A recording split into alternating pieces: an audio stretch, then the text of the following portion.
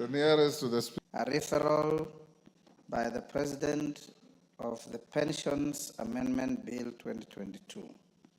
Honorable members, you may recall on 7th August 2022, the National Assembly passed the Pensions Amendment Bill, National Assembly Bill number 44 of 2022, which was sponsored by the member for Kimilili, the Honorable Didimas Barasa MP.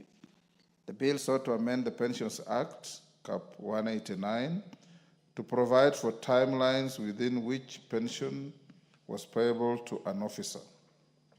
Following its passage, I presented the bill for assent to His Excellency the President in accordance with the provisions of Article 115 of the Constitution. Honourable members, I wish to convey to the House that I have since received a message from His Excellency the President referring the bill back to the House for reconsideration in accordance with the provisions of Article 115 of the Constitution. In the memorandum, His Excellency the President has expressed reservations on Clause 2 and 3 of the bill and notes inter alia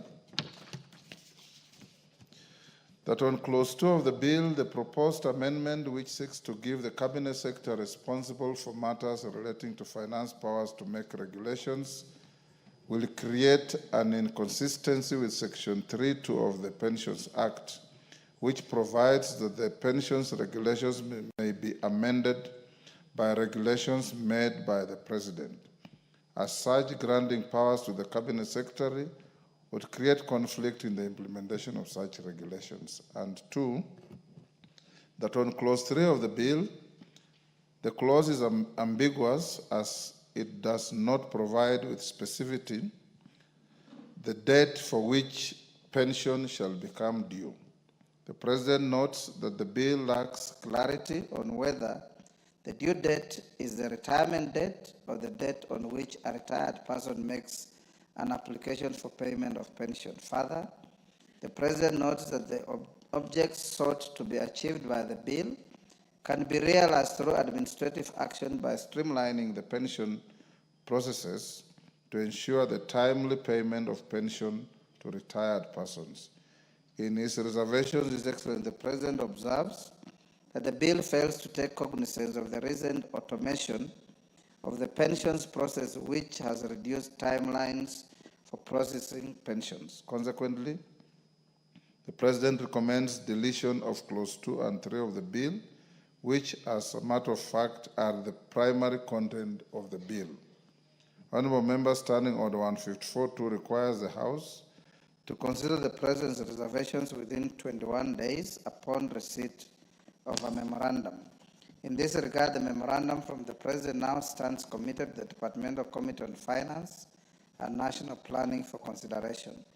The committee is required to table its report soonest to allow the House to consider the President's reservations within the said timelines. Honourable members, may I at this point remind the House of the Speaker's communication of 28th July 2015 concerning the consideration of the President's reservations to a bill and amendments thereto.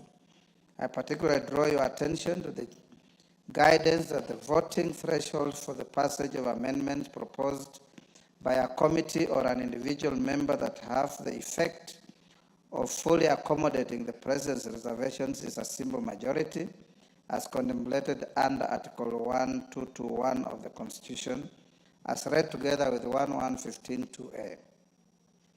On the other hand, an amendment that does not fully accommodate the President's reservations, or indeed one that has the effect of a total override of the President's reservations, including negating his proposed text, would require a 2/3 voting threshold to be passed in keeping with the provisions of Article 115(4) of the Constitution. In conclusion, honourable members, I hereby direct the clerk to circulate the memorandum from His Excellency the President to all members so that they can familiarize themselves with its contents, and the House is accordingly informed. Thank you. Next. Order number 4, petitions. Order number 5, papers. Majority Leader.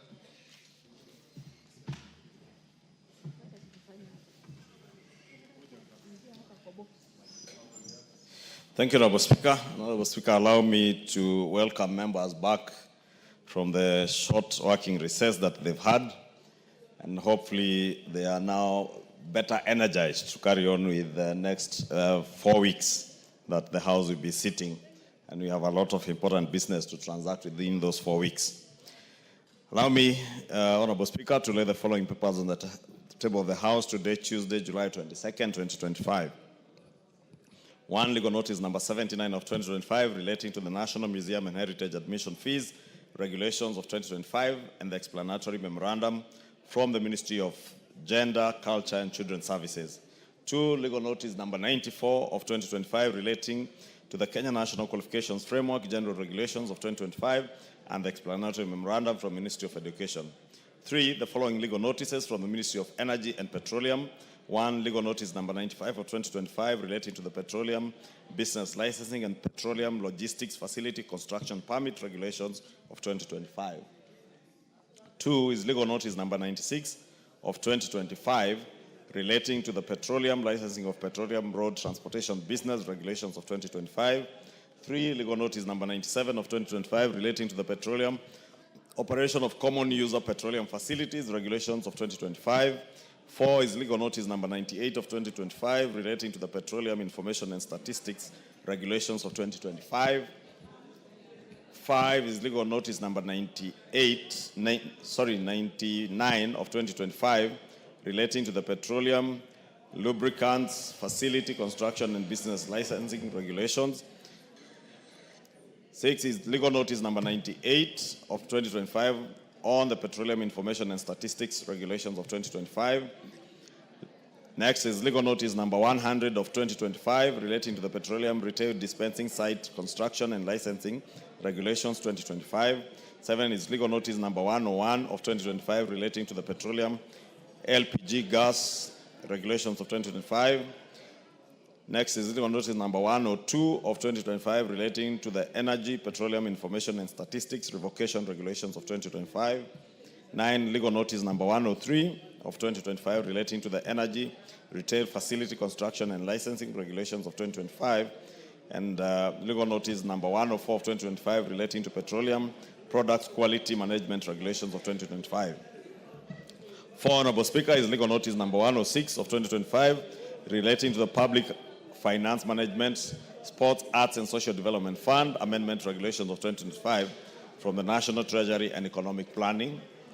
5 is legal notice number 113 of 2025 relating to the Sugar Development Levy Order 2025 Regulatory Impact Assessment Report, Explanatory Memorandum, Stakeholders' Comments and Submission, and Certificates of Compliance from the Ministry of Agriculture and Livestock Development. 6 is legal notice number 114 of 2025 relating to the Affordable Housing Regulations of 2025 from the Ministry of Lands, Public Works, Housing and Urban Development, and the following accompanying documents.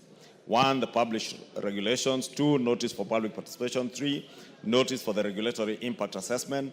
4, regulatory impact assessment. 5, photos. 6, public participation attendance list. 7, the matrix on the comments received from the public participation process. 8, the explanatory memorandum. And 9, the certificate of compliance. 7, Honorable Speaker, is the Draft Salaries and Remuneration Commission, Remuneration and Benefits of State and Public Officers Regulations of 2025 from SRC Commission.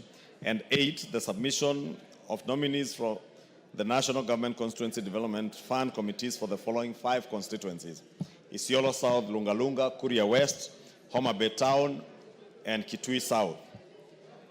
Lastly, Honorable Speaker, is reports of the Auditor General and financial statements for the year ended 30th June 2024 and the certificates therein in respect of 1, Kenya Post Office Savings Bank, 2, Kenya National Assurance Company, 2001 Limited, and 3, the Kenya Institute of Supplies Management. Thank you, Honorable Speaker. Thank you, Majority Leader. Chairperson, Departmental Committee on Regional Development. Yes, Honorable Melemba. Honorable Speaker, I just seek for your indulgence on the issue of the presidential memorandum, because the members may not be aware of the the bill that you did take to the president, the one that was sponsored by Baraza. That bill was supposed to give a timeline for the time to pay pensions to the pensioner. And I think the proposal was that 90 days, the time the person has retired, he should be able to get the pension. What is currently obtaining is that teachers, civil servants, and other workers take too long to get pension. Some of them do die. Honorable Milemba, haven't we passed that order? I would advise that you have a very important point, prosecute it before the committee or marshal 2/3 of the House to vote when it comes. To moderate it, yes, because we can get a 50-50 out of the entire bill so that nobody loses. Thank you, Honorable Speaker. Yes. I'll be appearing before the committee. Go and prosecute before the committee. Chairperson, Departmental Committee on Regional Development, Lochakapong. Thank you, Honorable Speaker. Honorable Speaker, I beg to lay the following paper on the table of the House today, Tuesday, 22nd July 2025. Report of the Departmental Committee on Regional Development on its consideration of the Senate amendments to the National Disaster Risk Management Bill, National Assembly Bill number 24 of 2023. I thank you. Chairperson, Departmental Committee on Lands.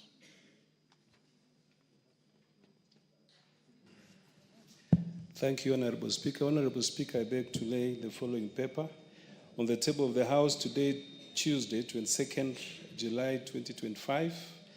Report of the Departmental Committee on Lands on its consideration of the President's memorandum to the National Land Commission Amendment Bill, National Bill number 43 of 2023. Thank you, Honorable Speaker. Thank you. Honorable members, before the next order, allow me to acknowledge in the Speaker's Gallery, Kianjata High School from Oljolorok, Nyandarua, Kituro JSS from Baringo Central, Baringo, and in the public gallery, a Journey to Africa group from the United States of America. You should have a good habit of welcoming visitors. We have Borabu Retired Head Teachers Association from Borabu, Nyamira, and Kipchoi Shokino JSS from Mosop, Nandi. On my behalf and on behalf of the whole House, we welcome the visitors to the House of Parliament for the proceedings of this afternoon. Honorable Osero from Borabu, you've asked me to give you a minute to welcome your retired teachers. Thank you, Honorable Speaker. Somebody is saying those are my age mates. Yeah, those are my age mates. I wish to welcome Borabu retired teachers.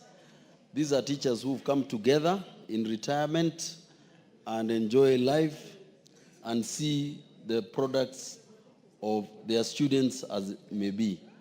These teachers, Mr. Speaker, I remember when I don't know whether I was in Singapore or one of those East Asia countries. A teacher there is called by the name Leader of the Nation. I think Komboko Milemba you can support.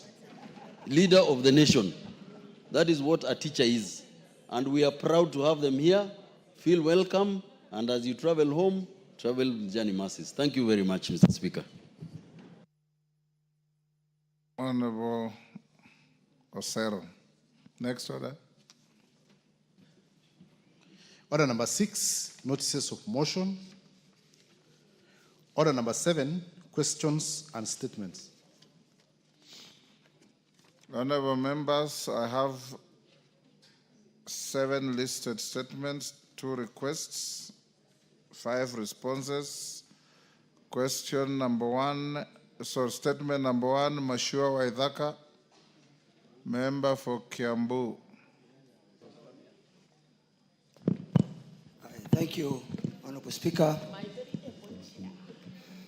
Honorable Speaker, pursuant to the provisions of Standing Order 44-2C, I wish to request for a statement from the chairperson of the Departmental Committee on Labor regarding insurance compensation to the family of the late PC Patrick Gishuru Ryungu. Honorable Speaker, the late Mr. Patrick Gishuru Ryungu, who was a prisons officer of staff number PF 20060-72940/33782, lost his life through a tragic road accident along the Kiambu-Nairobi Highway on 21st August 2021. He was survived by his spouse, Ms. Charity Mlongo Zuma, and their 3 children. Following his demise, the family lodged a compensation claim in accordance with the Works Injury Benefits Act Cap 236 under reference ML/WIBA/DC/02/2021. On 2nd August 2022, the Ministry of Labor and Social Protection approved the said compensation, but to date, the family is yet to receive the money. The inordinate delay has negatively affected the livelihood of the family of the late PC Gishuru, given that the family depended on the deceased for upkeep. Honorable Speaker, it's against this background that I request for a statement from the chairperson of the Departmental Committee on Labor on the following. 1, the status of compensation to the family of the late PC Patrick Gishuru Ryungu, a prisons officer, staff number PF 20060-72940/33782, which was launched through claim reference ML/WIBA/DCI/02/2021. 2, the timeline within which the government intends to conclude the process of disbursement of the said compensation to the family of the late PC Patrick Gishuru. And 3, a detailed report on the similar insurance claims, pending payment, and the measures that the government is taking to offset the claims as soon as they are lodged. Thank you, Honorable Speaker. Thank you, Honorable Waithaka. Chair Labor and Social Protection, Alice Nganga. Majority Leader, inform the Chair, Labor and Social Protection, to bring a response in 2 weeks. Okay. Honorable Wandeto Geoffrey from Tetu. Go ahead. Thank you, Mr. Speaker. Honorable Speaker, pursuant to the provisions of Standing Order 442C, I wish to request for a statement from the chairperson of the Departmental Committee on Labor regarding payment of salaries, terminal dues, and other benefits to former employees of Nyayo T-zones. Honorable Speaker, in 1992, the Nyayo T-zones, which was established under the Office of the President with the aim of promoting rural development through tea farming, transitioned to Nyayo T-zones Corporation.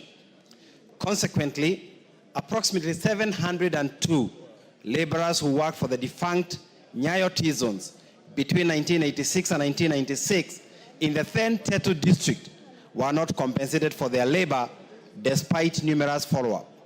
The then Member of Parliament for Tetu constituency, the Honorable F.T. Nyamo, raised the matter on 15th June 2011 during the 10th Parliament through ordinary question number 919. Honorable Speaker, following unsatisfactory response, the Departmental Committee on Labor and Social Welfare undertook an inquiry on the matter in the year 2016.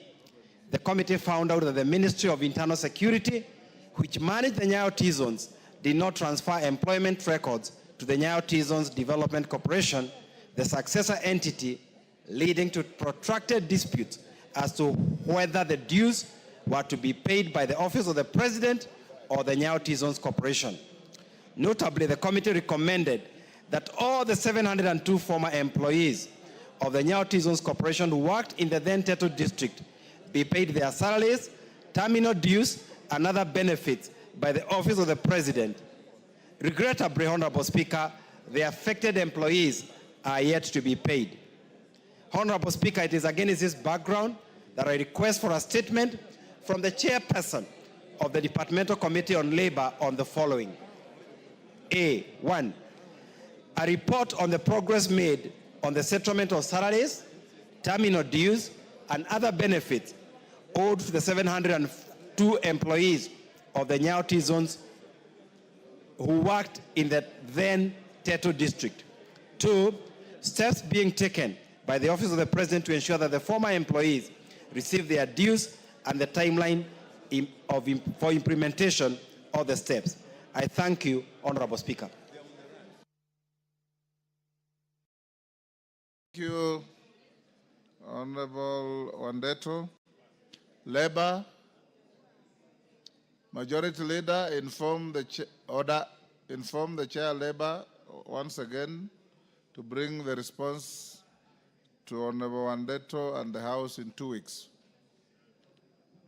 Responses to statements. Chair, Administration and Internal Security.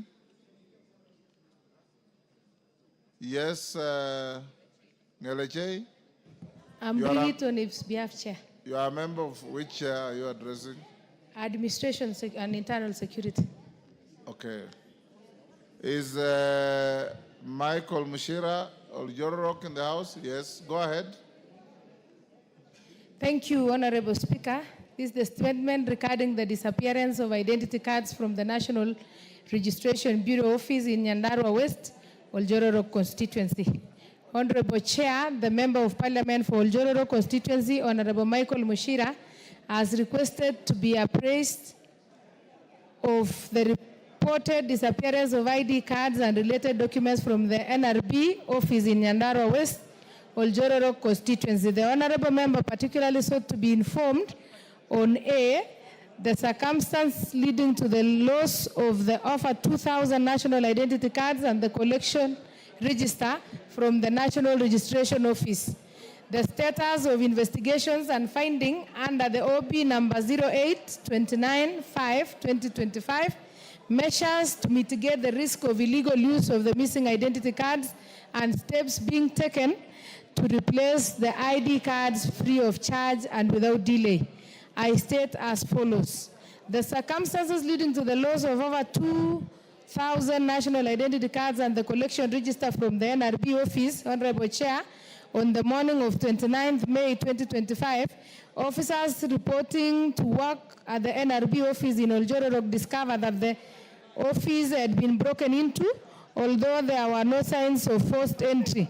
Preliminary investigation confirmed the loss of several crucial documents and items, a total of 984 ID cards comprising of 237 second-generation IDs and 747 Maisha cards.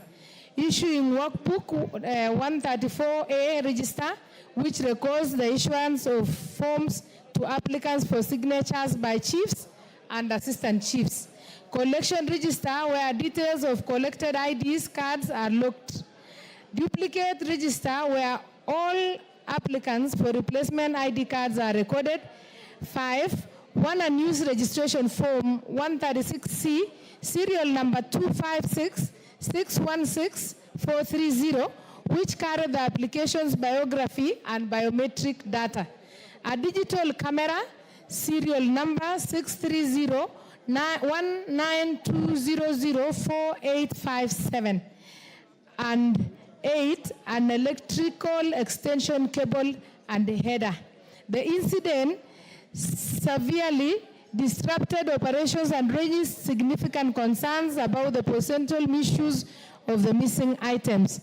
On the status of investigation and finding under the OB number 08/29/5/2025, Honorable Chair, the matter was officially reported at Order, 9:10 hours. Order, Ngaleche, address the speaker, not the chair. I don't know which chair you are addressing. Noted, Honorable Speaker. Honorable Speaker, the matter was formally reported at 9:10 hours on 29th May 2025 at Oljororok Police Station by OB number 08/29/05/2025. The DCI Nyandarua West Sub-County has taken up the case. Investigative actions taken include recording statement from all the officers stationed at Oljororok National Registration Bureau office, seizure and examination of office keys. Order. Yes, Honorable Zamzam. What's the point of order? Hold. Mheshimiwa Spika, Mheshimiwa Ngelechei anazungumza mambo mazuri sana, lakini anazibwa hapa. Hata kuna mazungumzo yanaendelea, Mheshimiwa Spika. Kwa hiyo mimi naomba apewe nafasi aweze kutoa mambo yake kwa nafasi nzuri. Asante sana Mheshimiwa Spika. Thank you. The culprit has fled. Go on, Ngelechei. Asante Mheshimiwa Samsam. I was really straining.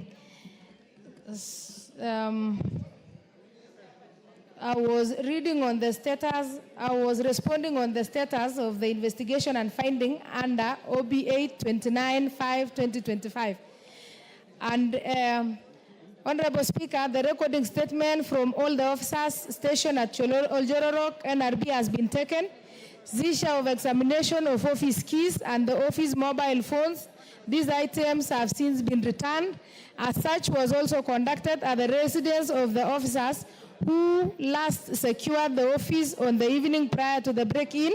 A normal operation have resumed at the registration office pending the conclusion of the investigation. Measures, response number C, measures to mitigating the risk of illegal use of missing ID cards. Honorable Speaker, to safeguard public interest and national security, the Nyandarua West National Registration Bureau Office has instituted a register to record all reports made by the affected applicants. For each case, the serial number of the missing ID card, the applicant's name, and the type of the applications are captured.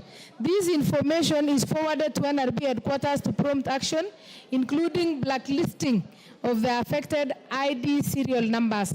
Further, Honorable Speaker, there is an ongoing public outreach exercise led by the Deputy Commissioner in collaboration with the Registrar, urging all the affected individuals to report to the office. These sensitization efforts are being conducted through public barazas and other local platforms. Response number D, Honorable Speaker, the steps being taken to replace the ID cards free of charge and without delay. Honorable Speaker, the NRB headquarters has put in place measures to fast-track the replacement of the lost identity cards at no cost to the affected individuals. Applicants are being assisted to reapply through the Nyandarua West Registration Office, which submits their applications accompanied by cover letters directly to the NRB headquarters to expedite the process. Honorable Speaker, I submit. This is a statement by Honorable CS for Cabinet, for Interior and National Security. Thank you, Chair. Thank you, Mr. Speaker. Sorry. Thank you, Honorable Mushira. Order, members. The conversations are too loud. Will every member on their feet take seats? Order. Members on their feet, take your seats. You are causing a lot of disorder in the House. Yes, Honorable Mushira.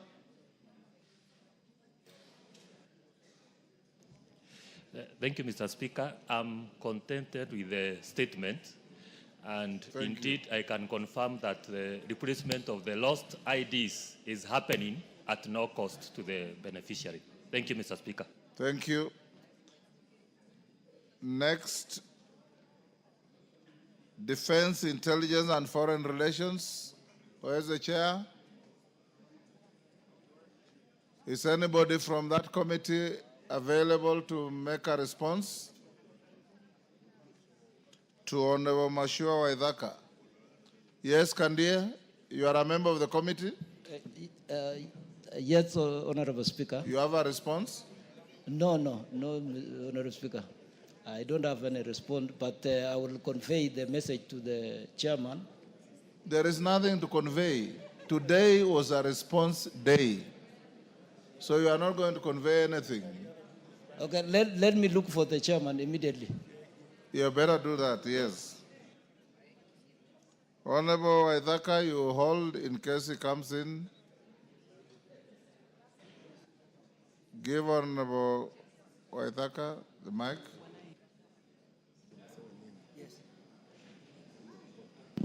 Thank you, Honorable Speaker. I would like to say that you asked that we get a response when we came back from recess, which is today. I'd like to report, Mr. Speaker, that the family is in great distress. And I was thinking that because the person who disappeared in the United States of America, we were hoping that since the United States has a very good system of monitoring people, that by now we'd have gotten a response.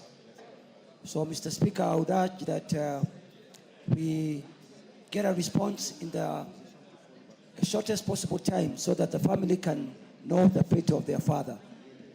Thank you, Honorable Waithaka. Kandie, inform your chairperson that this response will be released tomorrow morning. Make sure he's here to give a response. Response to Ekwam Nabwin, Turkana North. Is Nabwin in the house? Is Nabwin in the house? He's not. Committee chair? Yes. This one, the committee chair is not there. The questioner is not there. So we leave it in limbo. They'll seek in the table office to be relisted at an appropriate time. Next, yes, Millie?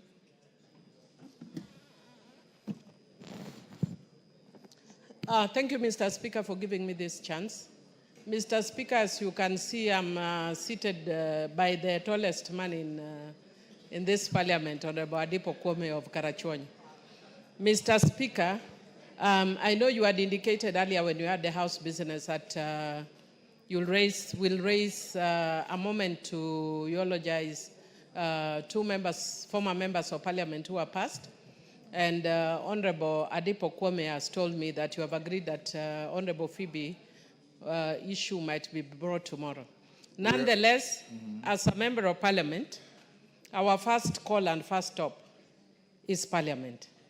Mr. Speaker, would I be in order to request that even as we are waiting to eulogize them, because this is home for most of us, would it just be in order for us to stand and observe a minute of silence for two of our members and their women? Order, Millie. Before we can actually even contribute. Why do you want to take the winds out of the sails? I had agreed with a member of parliament for Karachuonyo and the member of parliament for West Mugirango, who saw me. We've lost two former members. There are honorable members first, then women second. Honorable Phoebe Asio and the Honorable Catherine Nyamato, with whom I served in the 7th Parliament. We will give an opportunity tomorrow because Mogaka was ready, Okwame was not ready with his statement, and I accommodated him that he can present the statement tomorrow. I'll give you and many others who want to eulogize the two great women leaders tomorrow and we'll give them a befitting moment of silence tomorrow.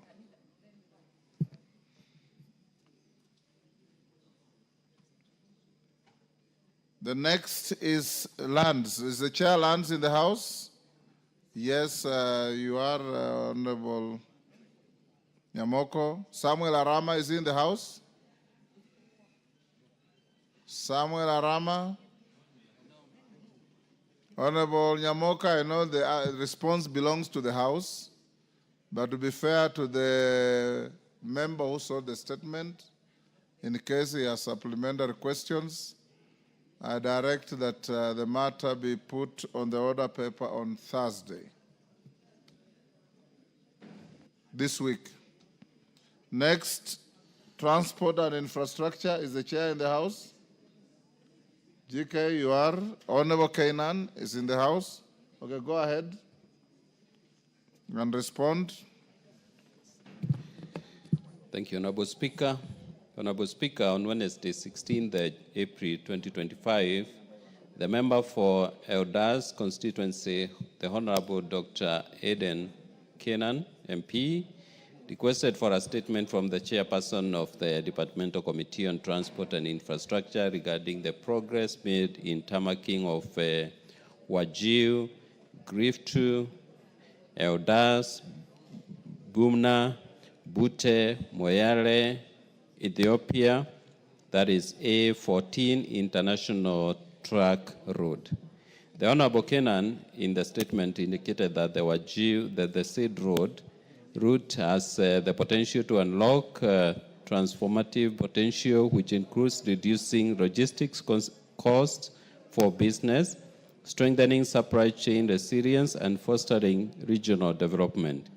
Such strategic investments not only bridge isolated communities to national and continental markets, but also positions northern Kenya as a gateway for Pan-African trade, aligning with the vision of the African Continental Free Trade Area vision of seamless continental connectivity.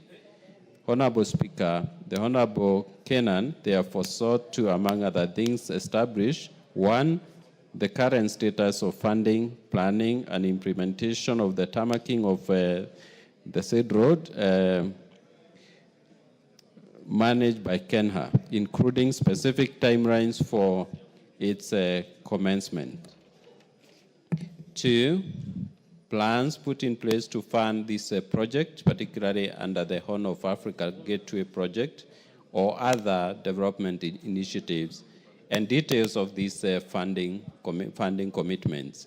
And three, measures in place to fast-track the tarmacking of this critical corridor to ensure its timely completion and maximize its economic and regional integration benefits. Honorable Speaker, the committee received a written response from the Ministry of Roads and Transport on 14 May 2025, which I now wish to make. Number one, regarding the current status of funding, planning, and implementation of this road, including specific timelines for its commencement, the ministry submitted that the tarmacking has not commenced and that KENHA is currently undertaking detailed design for its upgrading to bitumen standards, and the design is expected to be completed in December this year. Number two, the ministry submitted that construction shall commence once design is complete and funds for the works are made available.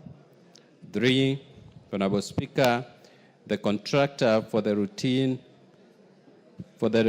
maintenance and sport improvement works has already been selected and has been on the ground for the past 1 month, undertaking preparatory and initial maintenance activities along the design sections. These works cover the following critical road segments: 1, Wajir to Griftu; 2, Griftu to Elders; 3, Elders to Buna; 4, Buna to Dabel; 5, Dabel to Moyale. Number 4, regarding the plans put in place to fund this project, particularly under the Horn of Africa Gateway Project or other development initiative, and details of these funding commitments, the ministry submitted that the agency shall seek funds for the construction of the road once design is complete and a cost estimate is established. There are currently no funding commitments in place for the road. And number 5, regarding the measures in place to fast-track the tarmacking of this critical corridor, the ministry submitted that KENHA is undertaking the ongoing design to define the scope of improvement necessary and establish a cost estimate which will be used to seek funds. Honorable Speaker, thank you, and I submit. Kainan.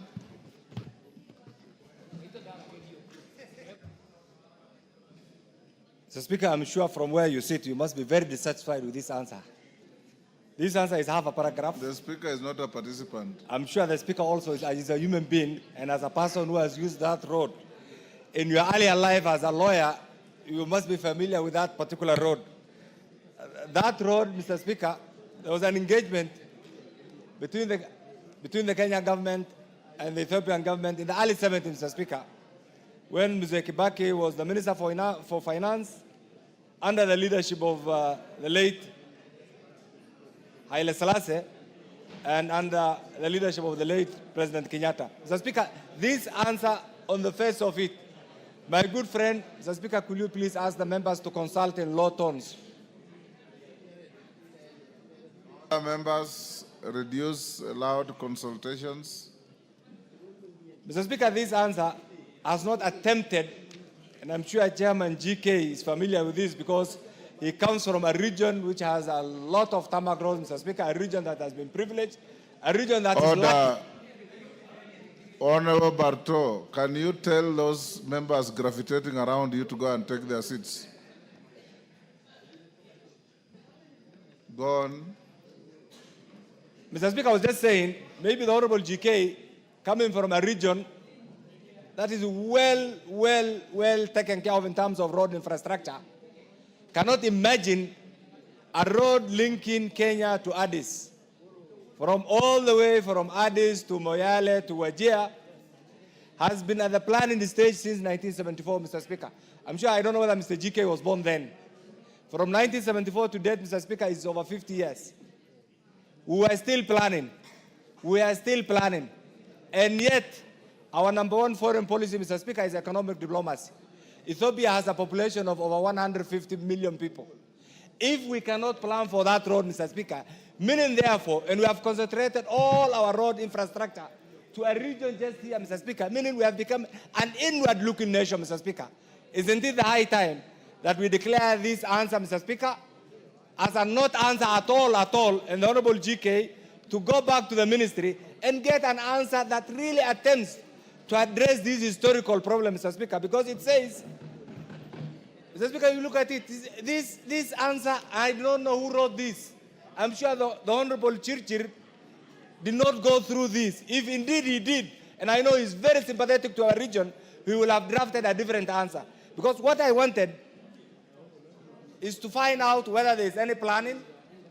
Even the statement on planning is contradictory. One says it's been planned, the other one says the planning will be ready by 2025, Mr. Speaker. When you plan for something, then there must be the next stage. Mr. Speaker, will I be right to ask the chairman to go back and get a satisfactory answer that will not only address the needs of the people of Wajir, Marsabit, but will also link us to that critical country called Ethiopia, which is a neighbor, which is a highly potential trade area, Mr. Speaker, for our country. Mr. Speaker, the second bit, Mr. Speaker, on this, one of the reasons, Mr. Speaker, why we decided to have many different agencies under the road sector, in particular KENHA and KERA and KURA, is to address specialized needs of the people of Kenya, Mr. Speaker. Mr. Speaker, it is the high time that KENHA also, the leadership of KENHA, reflect and put into perspective the needs of that particular region and request the chairman to go back to these people and ensure that this road gets adequate funding immediately. Thank you, Mr. Speaker. Chairman, is it true that we have brought no answer?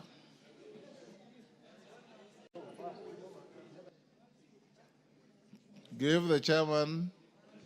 Honorable Speaker, I empathize with my colleague, Honorable Kenan, and I really want to assure him that it's in the interest of my committee that this road be tarmacked. But Honorable Speaker, I also want to request my colleague, my senior, Honorable Kenan, to also consider that the ministry has made a commitment in writing that they will have completed the design work by end of this year. And number two, the ministry has indicated that there is some ongoing work happening on this road, and we want to believe that what they have indicated here is what is happening, and they will keep the timelines as indicated. Thank you, Honorable Speaker. Professor. Thank you, Mr. Speaker. I think listening to this comment or the answer given by the chair, he has not given any answer.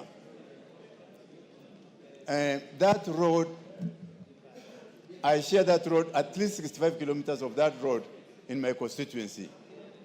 And I also want to inform the House that when it rains, the MP for Elders cannot get to his constituency.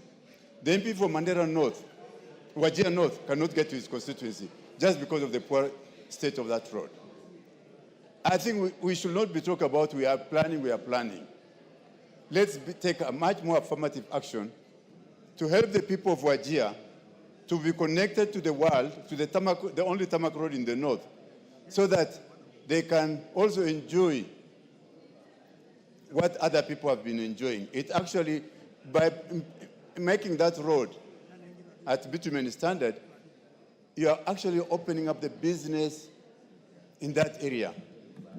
Wajir was a very serious capital center for northern Kenya during the colonial days.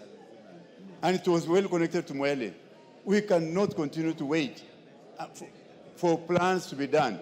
And this work which the chairman said that some work is being done, there is no work which has been done. The chairman, if you are not listening,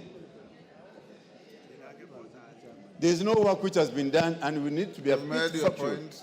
Farah. Mr. Speaker, the answer by the chairman says that design is being undertaken. 62 years after independence, a priority road, and you say the design is being undertaken. Mr. Chairman, when will this design be complete? Can you give us a time frame on when the design is going to be complete so that we can have a tentative understanding of when the funding can be sourced? Because without the design, the funding cannot be sought. Thank you. And when will also the design for Garissa, Dadaab, Liboi, Harhar Road be ready too? Sane.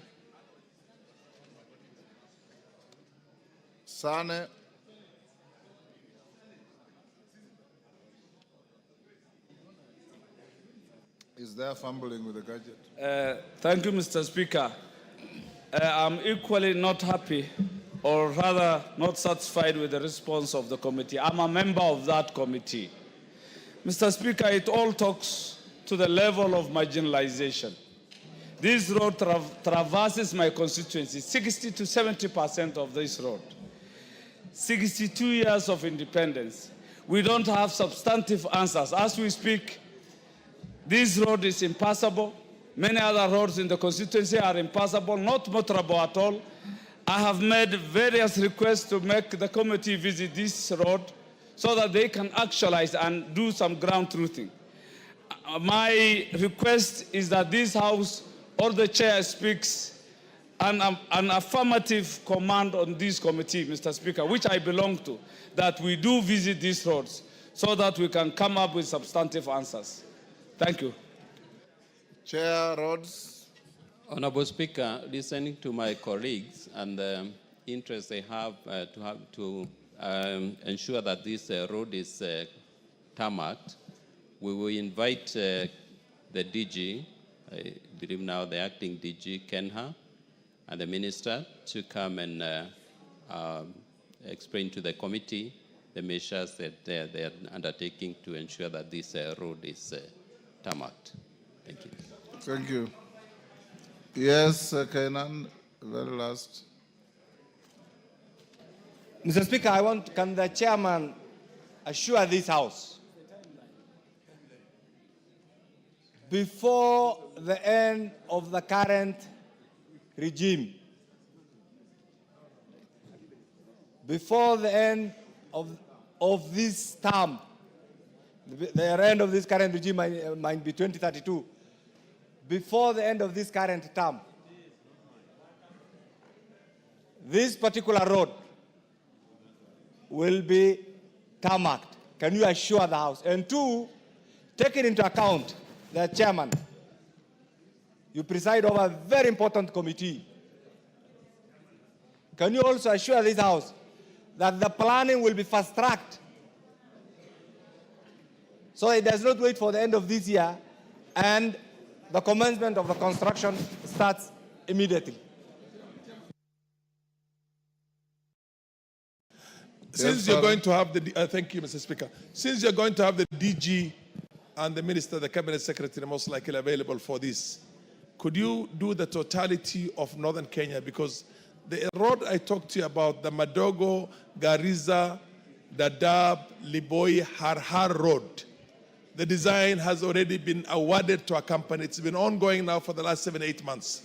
We expected by more than 7 months. By now it will be ready. When will that design also be ready so that funding can be sourced? In addition to the road that's just been mentioned by the Honorable Kainan, which is equally very, very important. Thank you. To Honorable Farah, I don't think I want to talk about that other road. You will need to ask a question the same way Honorable Kenan has done, and I will respond. I also want to say, Honorable Speaker, that I love the way the regional members of the members of parliament from this region are united in pushing for their project, for this particular project, another project, and we will not disappoint you as a committee that I had. Honorable Speaker, to Honorable Kenan, I don't think I have the powers to assure the House. The only thing I can do is confirm that together with my colleagues in the Transport Committee, we will do our best to support the tarmacking of this road. Thank you, Honorable Speaker. Thank you. Honorable members, allow me to acknowledge in the Speaker's gallery Changondu Secondary School from Booni Makueni. In the public gallery, we have Musibao Primary School from Kinangop, Nyandarua, Gatwamba JSS from Kieni, Nyeri, Sekenani Primary School from Narok West, Narok, Ngumo Boys from Kibwezi West, Makueni, and Teret Secondary School from Njoro, Nakuru. On my behalf and on behalf of the House, we welcome the students, their teachers, and those accompanying them to the House of Parliament. Next order. Hold. Yes, Jared. Mr. Speaker, I thank you for the opportunity, and let me join you in welcoming our colleagues back from recess. Honorable Speaker, I want to thank you specifically for walking this House the journey on reclassification of hardship areas.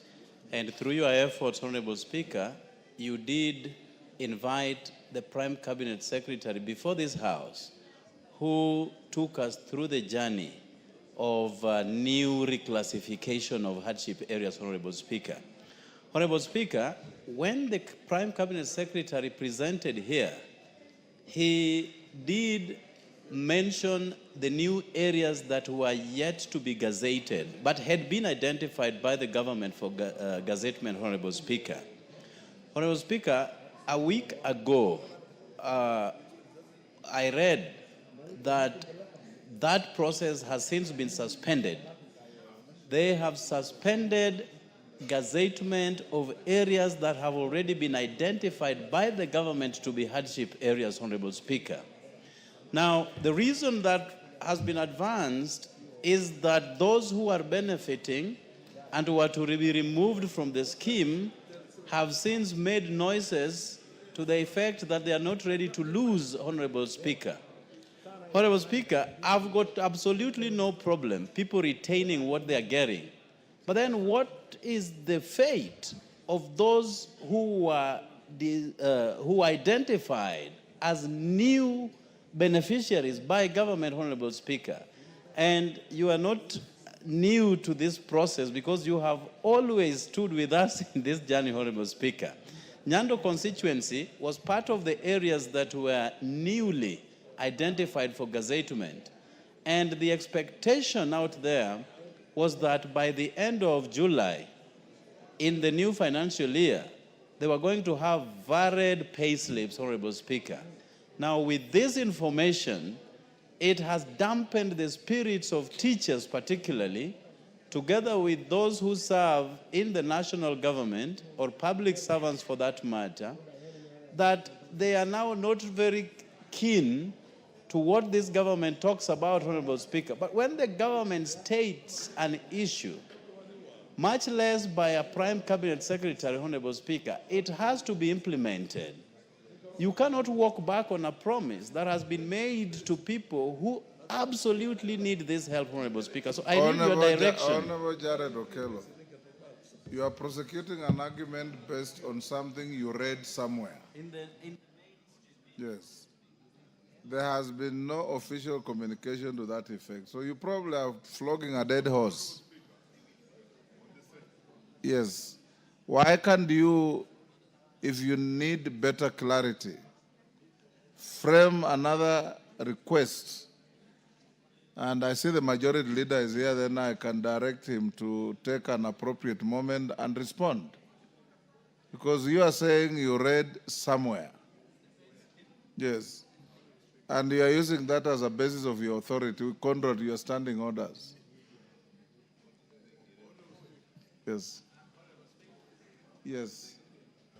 Honorable Speaker, whereas I read it in the mainstream media, which has a degree of authenticity, I take your direction as to put probably a supplementary question on this matter so that the leadership of the House can give Go ahead the right and answers. I'll approve for you to bring it to the floor. I'll do that right away, Honorable Speaker, and I thank you. Yes, Honorable Milemba. Thank you, Honorable Speaker, for this chance. On the same matter of hardship allowance, I think the Honorable Jared forgets one thing which I thought should have been fundamental for him to raise. When the Prime Cabinet Secretary was here, the Speaker made a ruling, and I think, Honorable Speaker, I should draw your attention to the ruling that you made. And it was after Honorable Milley spoke about policy changing a law or an act. And you ruled that before the matter is handled beyond a certain stage, it's brought back to the House.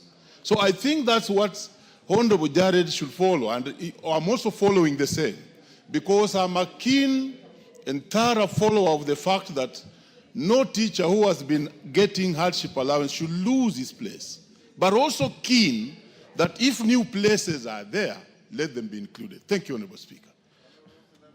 You've just fallen into the same trap as Okello, because you are buttressing something that is based on rumor.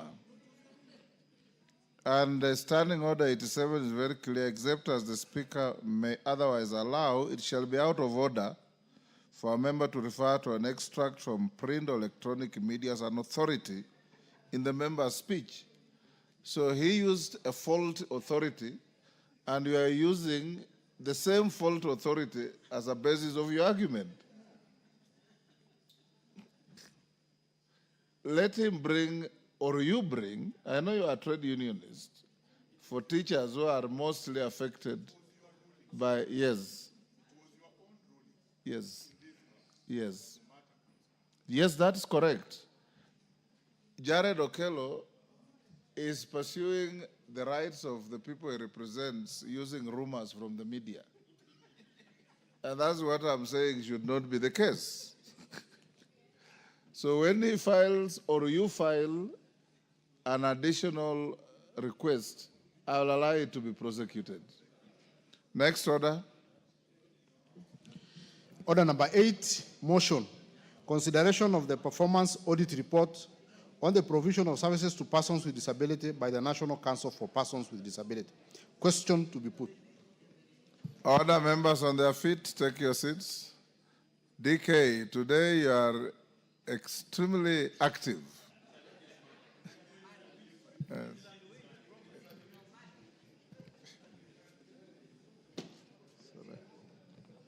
Honorable members, we will now put the question at order number 8, which is that this House adopts the report of the Public Investments Committee on Social Services, Administration and Agriculture on its consideration of the performance audit report by the Auditor General on the provision of services to persons with disabilities by the National Council for Persons with Disabilities laid on the table of the House on Tuesday, 30th July 2024.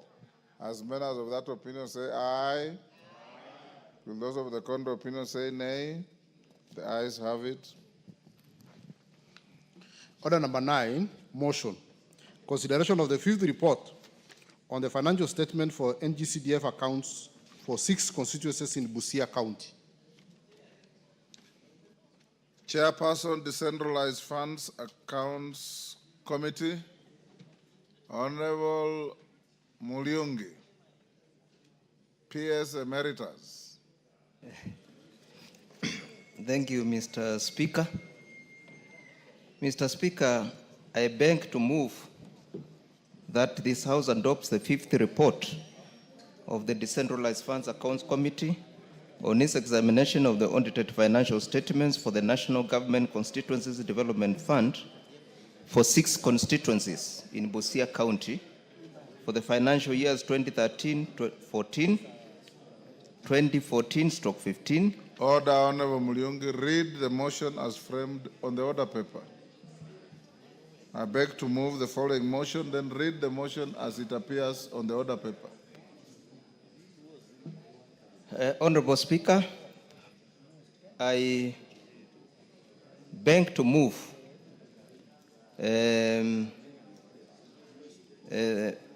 that I beg to move the following motion. Then you read the motion as it's framed on the order paper. Oh, sorry. You don't have the order paper? I've speaked it. Okay. I have it.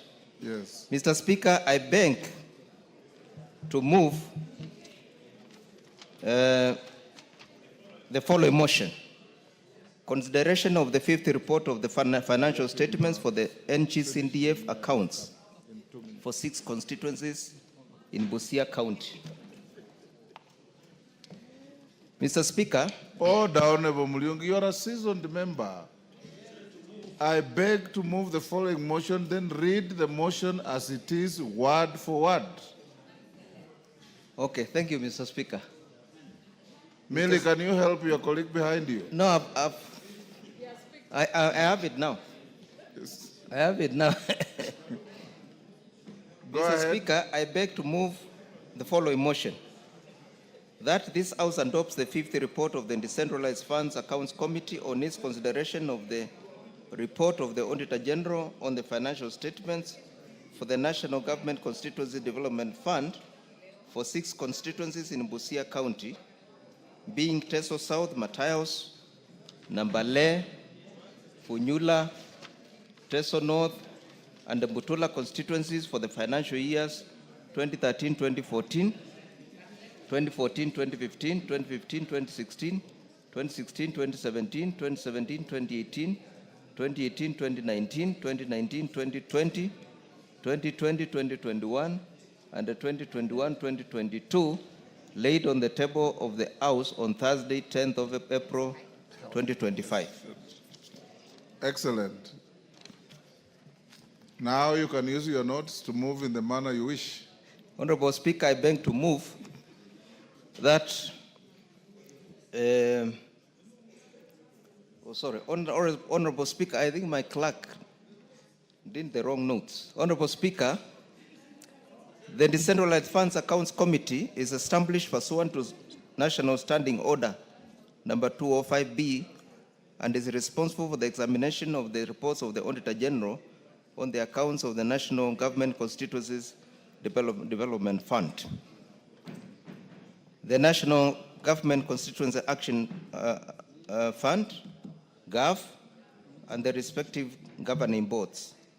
This is to ensure transparency, efficiency, and effectiveness of utilization of public resources.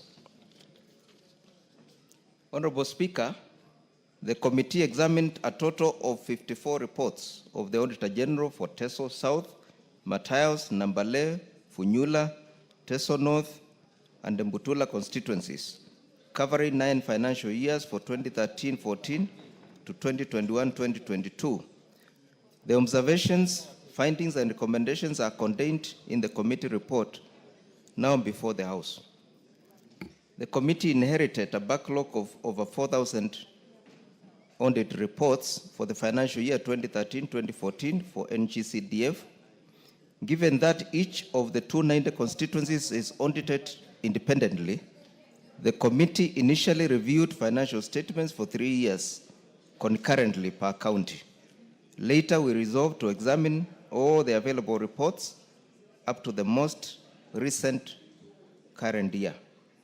Honorable Speaker, the Constituency Development Fund, first enacted in 2003 and later realigned through the NGCDF Act 2015, has remained a critical vehicle supporting grassroots development in constituencies through direct funding of local projects, impacting education, infrastructure, and the local institutions positively.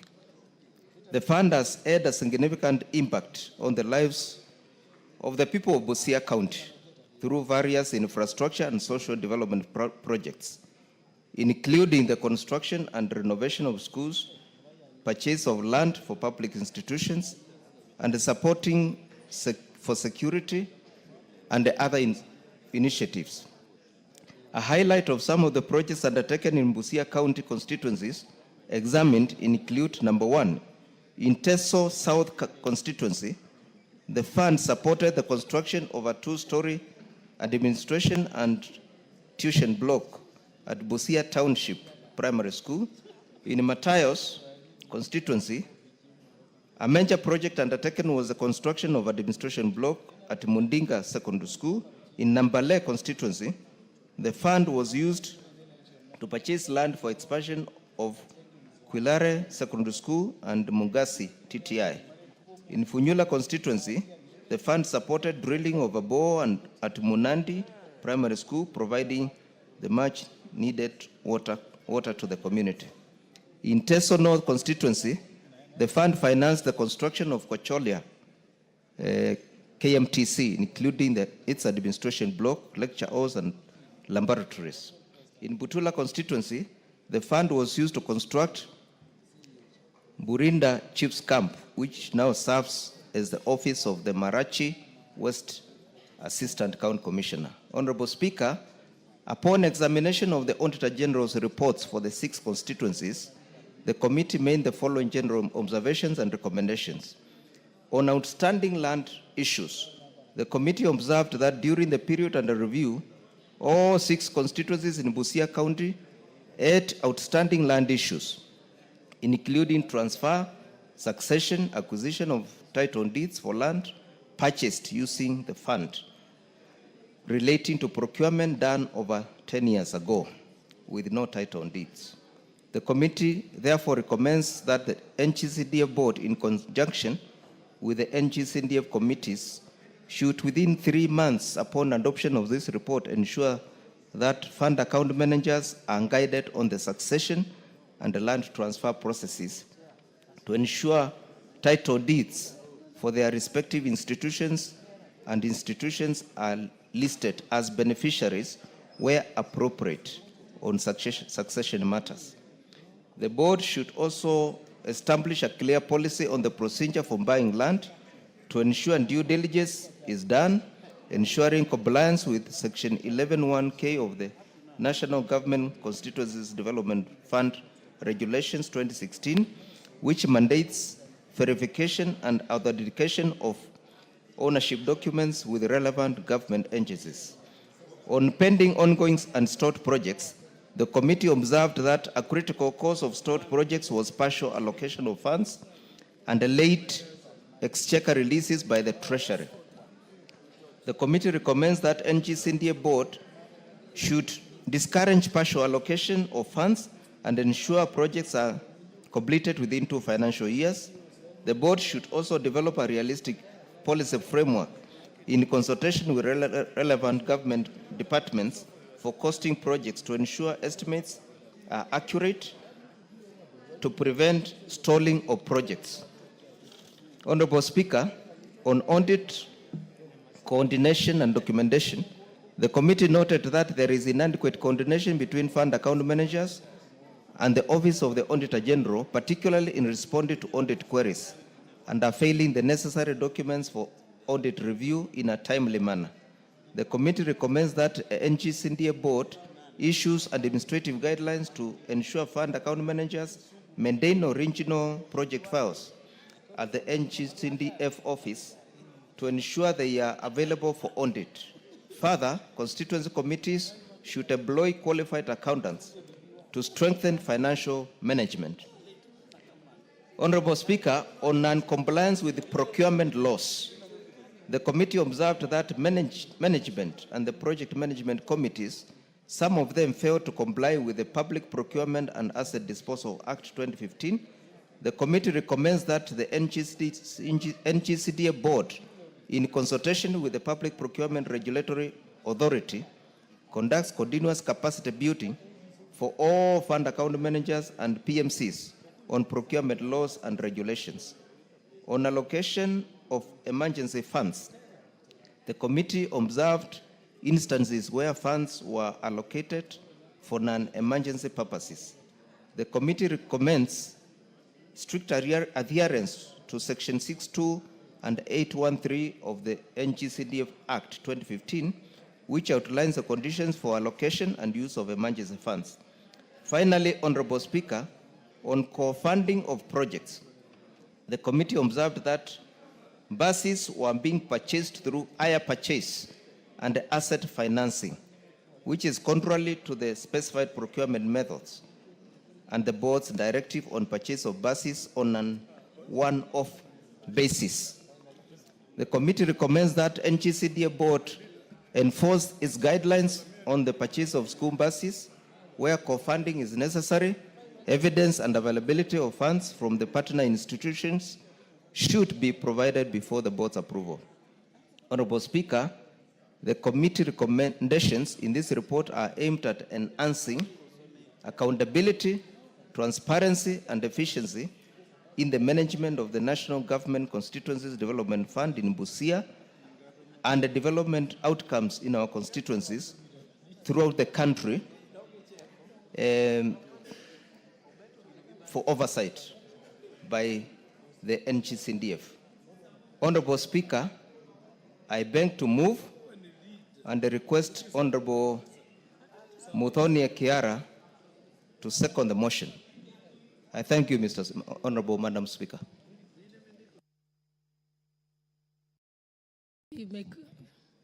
You can call the seconder, but before that, allow me to recognize the presence of the following schools which are seated in the public gallery. Harmony Hills Academy from Naivasha constituency, Nakuru County. The Link Group from Mumias constituency, Kakamega County. And Nyahururu Highway JSS from Daragwa constituency in Nyandarua County. And Kiambatha Primary School from Gishugu constituency in Kirinyaga County. And seated in the speaker's gallery, there is Area School Kisumu from Kisumu Central constituency, Kisumu County. On behalf of the substantive speaker and the National Assembly, we welcome you to Parliament. Thank you. You may proceed. Who's the seconder?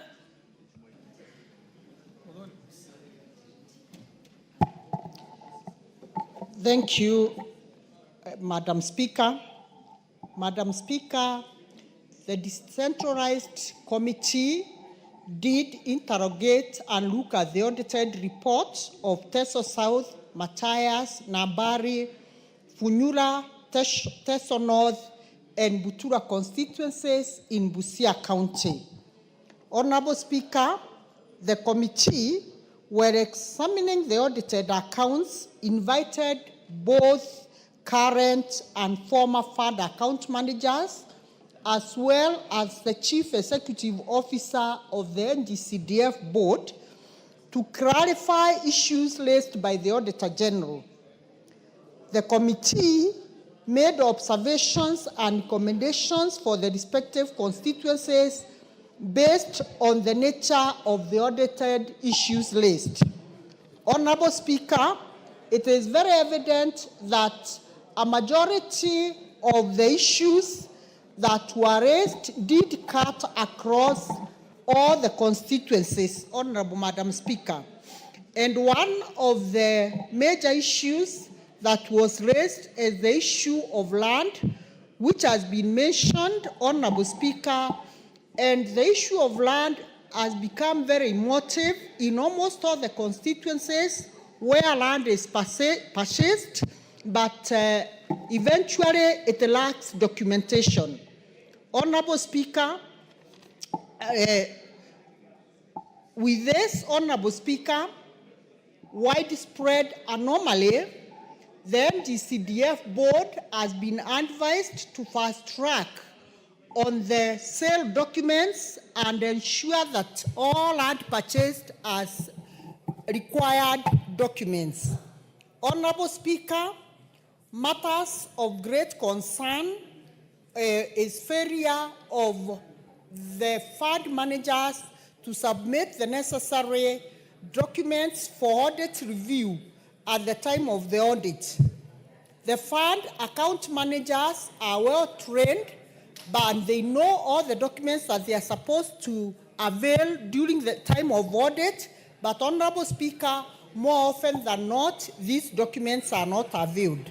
Further, Honorable Madam Speaker, the committees recommended that all the PMCs, the project managers, they are well trained and well versed on their law as the PMCs at the constituency level. Honorable Speaker, to prioritize proper audits, Honorable Speaker, the committee recommended that all the documents be availed at the time of audit. The committee further argues improved coordination between the Office of the Auditor General and the offices of the fund account managers. Honorable Speaker, the issue of stored and ongoing projects and pending projects which are left halfway is an issue that is very critical in proper accounting and at the same time prudent use of public resources. Honorable Speaker, the committee did recommend that for future, let the fund account managers allocate money sufficient to complete all the ongoing projects. Honorable Speaker, the NGCDF continues to be a critical vehicle for grassroots development. The implementation of the committee's recommendation as contained in this report will go a long way in ensuring that there is in the management and effectiveness of this very critical fund. It is worth noting, Honorable Madam Speaker, that among the tangible projects that are physically visible in our country across all constituencies are projects which are implemented using the NGCDF fund. Honorable Speaker, it is therefore very, very necessary that we ask all the MPs to do proper oversighting so that they can ensure that service delivery is timely to strengthen the accountability of this fund. Honorable Speaker, I second.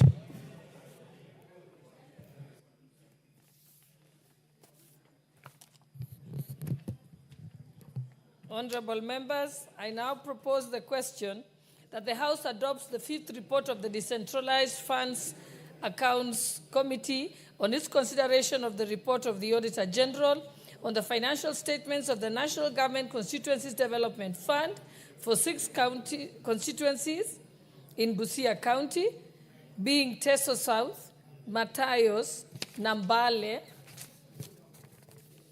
Funyula, Teso North, and Butula constituencies for the financial years 2013-2014, financial year 2014-2015, financial year 2015-2016, financial year 2016-2017, financial year 2017-2018, financial year 2018-2019, financial year 2019-2020, financial year 2020-2021, and financial year 2021-2022, laid on the table of this House on Thursday, 10th April 2025.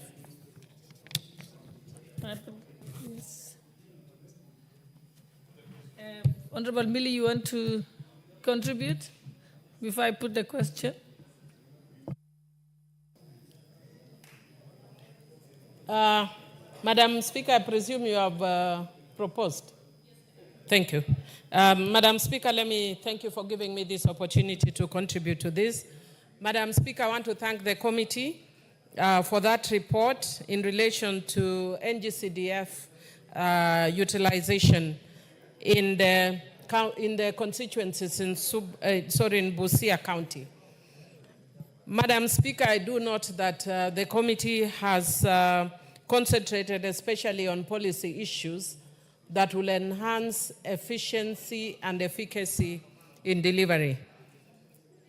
Madam Speaker, I know that we have, when we were proposing amendments to the Constitution, we spoke to this issue. Some of us spoke, some didn't have an opportunity to speak. But I want to say, Madam Speaker, that indeed one of the things that Kenya needs to understand is that political theory informs development.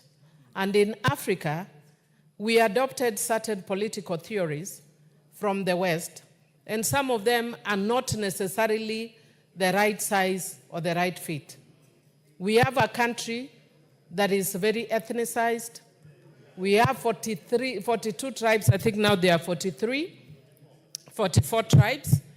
And Madam Speaker, with the nature of our politics, sometimes you discover that if you come from opposition areas like the areas where some of us come from, then what it means is that you can spend over 40 years without seeing any national government fund. The only fund that we know that is guaranteed, especially in the sector of education and security, is the NGCDF fund.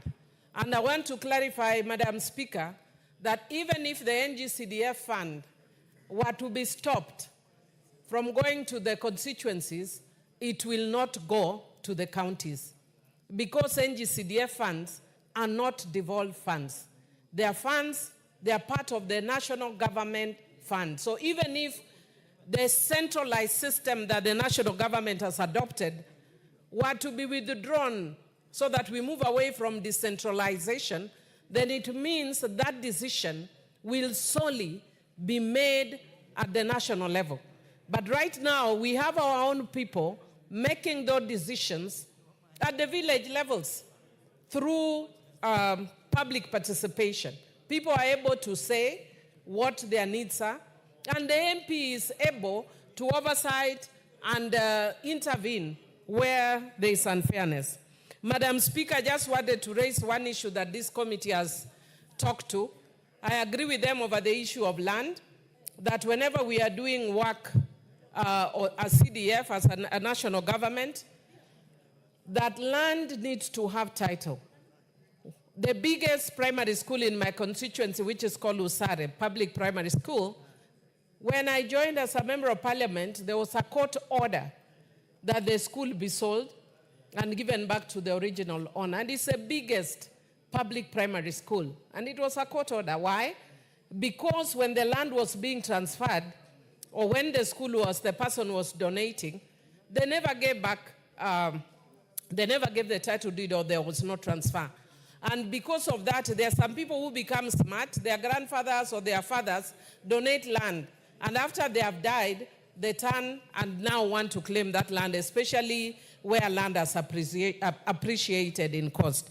Madam Speaker, one of the things I want to urge the committee to reconsider is the issue that they have said that all projects must be delivered within the same financial year. Madam Speaker, if that were the situation, then Suba North would not have a KMTC or Kenya Medical Training College. Suba North would not have a TTI. Suba North would not have a police divisional headquarters. Suba North would not have another sub-county headquarters. All projects that are more than 50 million each. Madam Speaker, it has been possible for Suba North to do that because of incremental allocation of resources. And those are the resources. If you go to Waondo in Suba North, which was a very quiet sleeping village, right now it's a buzz with students. People are building a structure so that students can live in, because there's not much accommodation. There are women who are supplying food to the institution. Economic activities are an all-time high. And Madam Speaker, when you have big institutions like that, it just changes the face of a place. And now wherever I go in Suba North, every village I go, they're asking for a TTI or a KMTC. Why? Because they've seen how it has potential to just change the economic fortunes. Because the students will come from way beyond Suba North. We have students who are coming even from Mombasa to change the local economy. So I would want to urge the committee, the Special Funds Committee, to consider working with the board, that there are special circumstances that may require that funds are allocated piecemeal. Because if you are talking about equity, for instance, and the CDF funds, it's not as much as people usually assume it is, because there are statutory allocations. Madam Speaker, if, for instance, one project worth 50 million the money was put in one financial year, it means in that year, other than bursary, there will be no other project that will be done. So I would want to encourage the committee to reconsider that. There are improvements that are very good, like the one on land, that there is need for title. But on this one, because we want, there are areas where for development to reach, it takes a while. I know our counties are doing a lot, but they don't have the mandate to build schools or to do, security installations. So for us to have a change in our constituencies, if you want legacy projects, sorry, I've seen, it's no longer Madam Speaker, it's now Mr. Speaker, lest I am accused of making you something that Mr. Speaker doesn't like. We know him, he's a proponent of something which I do not want to mention, one as a Christian and one as a human rights activist, which puts me right in the middle of what you don't like.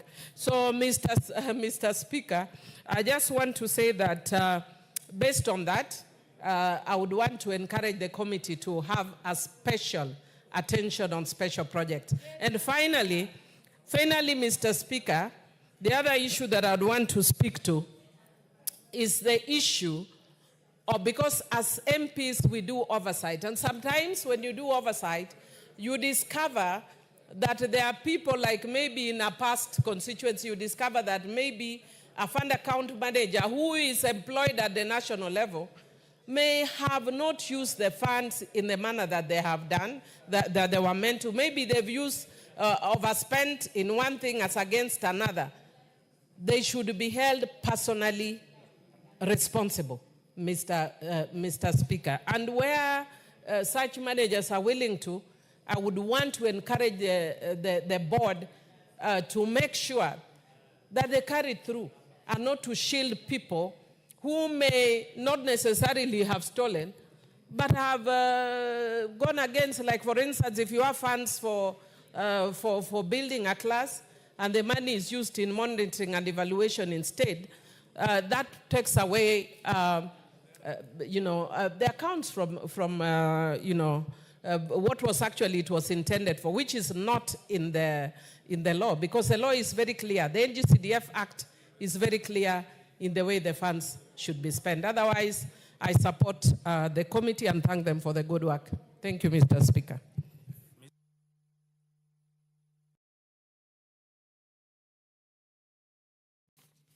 Yes.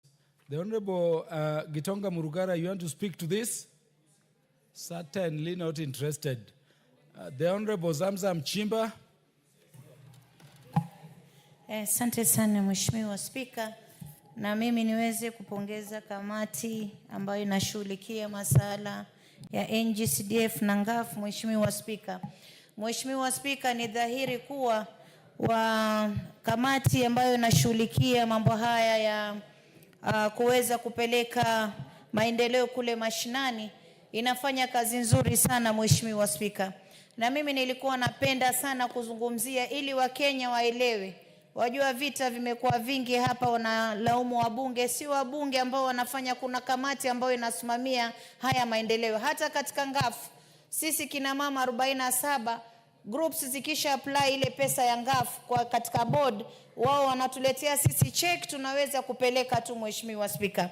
Lakini yote ni tisa kuwa hizi funds zimeweza kusaidia uchumi wa taifa, ikizingatiwa kuwa sehemu kubwa ya taifa kama sisi tulikuwa katika upinzani muda mrefu, ilikuwa tupati yale matunda mengine Mheshimiwa Spika. Ilikuwa tunategemea hii kidogo ambayo inakuja katika mfuko wa ngafu ndo tuweze kuingia tuangalie maendeleo gani tunaweza kufanya Mheshimiwa Spika.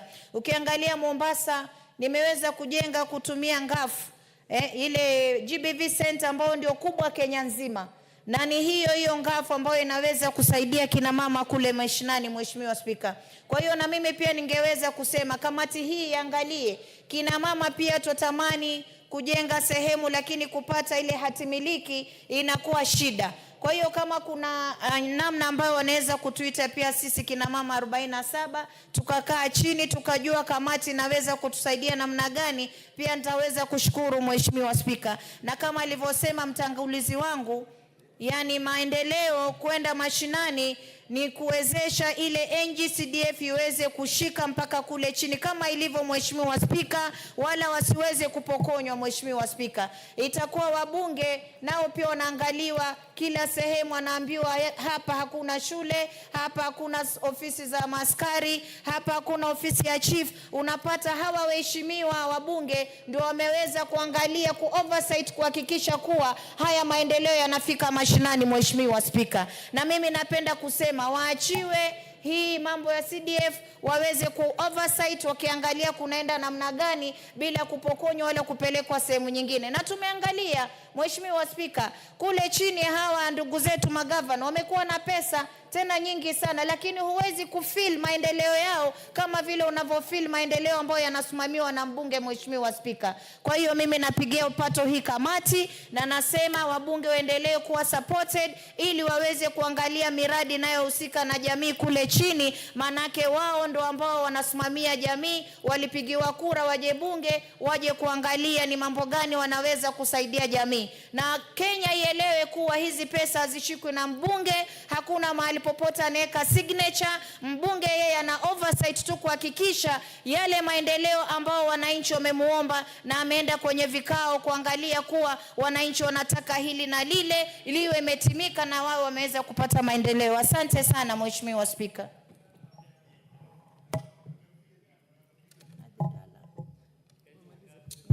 The Honorable Dr. James Nyikal, the Chair, Departmental Committee on Health. Thank you, Mr. Speaker, for giving me this opportunity. Mr. Speaker, I rise to support the report of the committee. Mr. Speaker, I've not seen a single fund that the people have access to, like the CDF fund. Mr. Speaker, I've not seen a single fund which has as low overhead cost as the CDF fund. Mr. Speaker, I've not seen a single fund which gives equity as this fund. This is the fund that all the 290 constituencies are certain they will get it, and they get it. And Mr. Speaker, this is a fund where the people have access and control. People may not realize, but even the fund manager does not eventually control the payment out of the CDF fund. Once the money goes to the constituency and it is given to the project management committees, the fund manager is just one of the signatories. In fact, the chair of the project management committee, which is often an ordinary member of the community who happens to be the chair of a school, is the chair of that committee. And the secretary of the head of the institution, even at a primary school level, is the secretary. And the fund manager is just a signatory. I don't think there's any other fund that actually is controlled by the people like the CDF fund. Therefore, Mr. Speaker, this is a fund that I think as a country we must support, not just as parliament, but actually as a country. Whenever there are problems like in schools, this is a fund that will respond to that emergency in a school immediately and does not need the long-winded processes of government. Therefore, Mr. Speaker, I appreciate the work this committee has done to point out the few problems that are actually affecting this fund. And it's good they have pointed out, they have given the recommendations, like the issue of the purchase of land. Mr. Speaker, schools will come and say, the school compound is small, we need land. And they don't have to go anywhere. It's actually purchase the land, and that is within the allowed provisions, and they'll get the land. But what is the problem with actually documentation of land in the rural areas? And this is something that should go to the Ministry of Lands. A lot of pieces of land in the rural areas are actually not owned by living people. If you go into the rural areas, the land has been passed on from great-great-grandfather to grandfather to the son, and they still just say, this is our land. So the process of purchasing land in the rural areas, it's actually complex, and I think that is why the CDF committees find themselves into this problem. In fact, the process of land, where there are no land registries, and in some places, people have to travel very far to get to land registries, and then to get courts. You find a place where to go to court takes a whole day, to go to a land registry is another day, and you can't get it together. So, and because of that, people just hand over land by word of mouth. Even land is sold by word of mouth. I think the lawyers that are here should actually look at how do we help our people to have titles for land. I know a lot is going on, but the processes, the registries are not close to the people, courts are not close to the people, and I think that is something we should look at, because CDF will be used a lot, particularly for schools in land. It is good this has been pointed out. It is not only with the committees. Higher purchase, I think they have formed out, really, it doesn't really make sense to buy buses, for example, on higher purchase.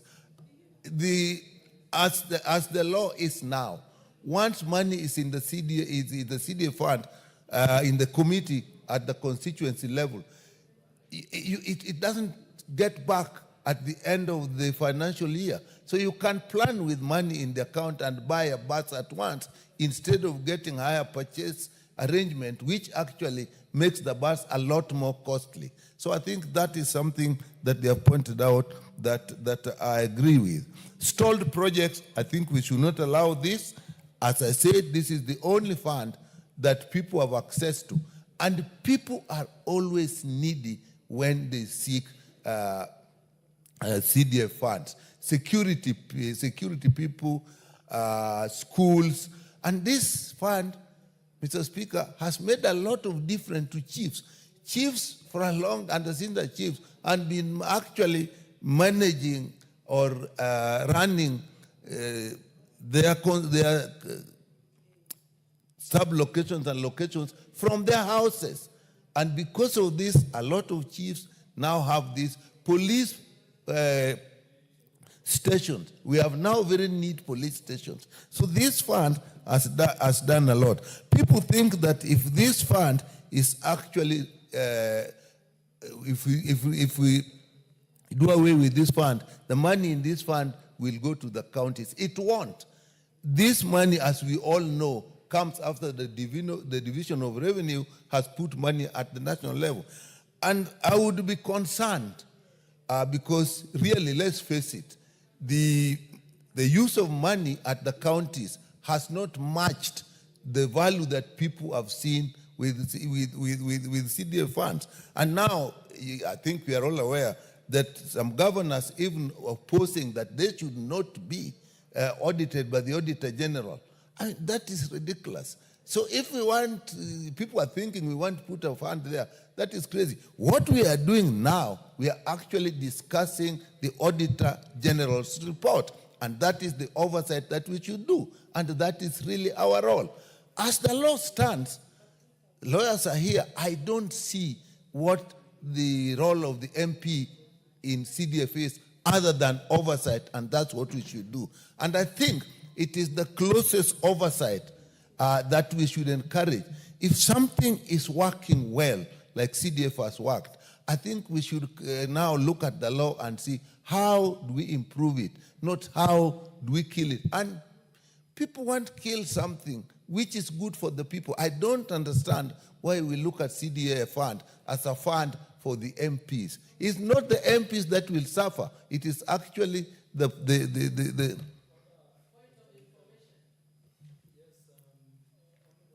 I'll accept the information. Honorable Mili.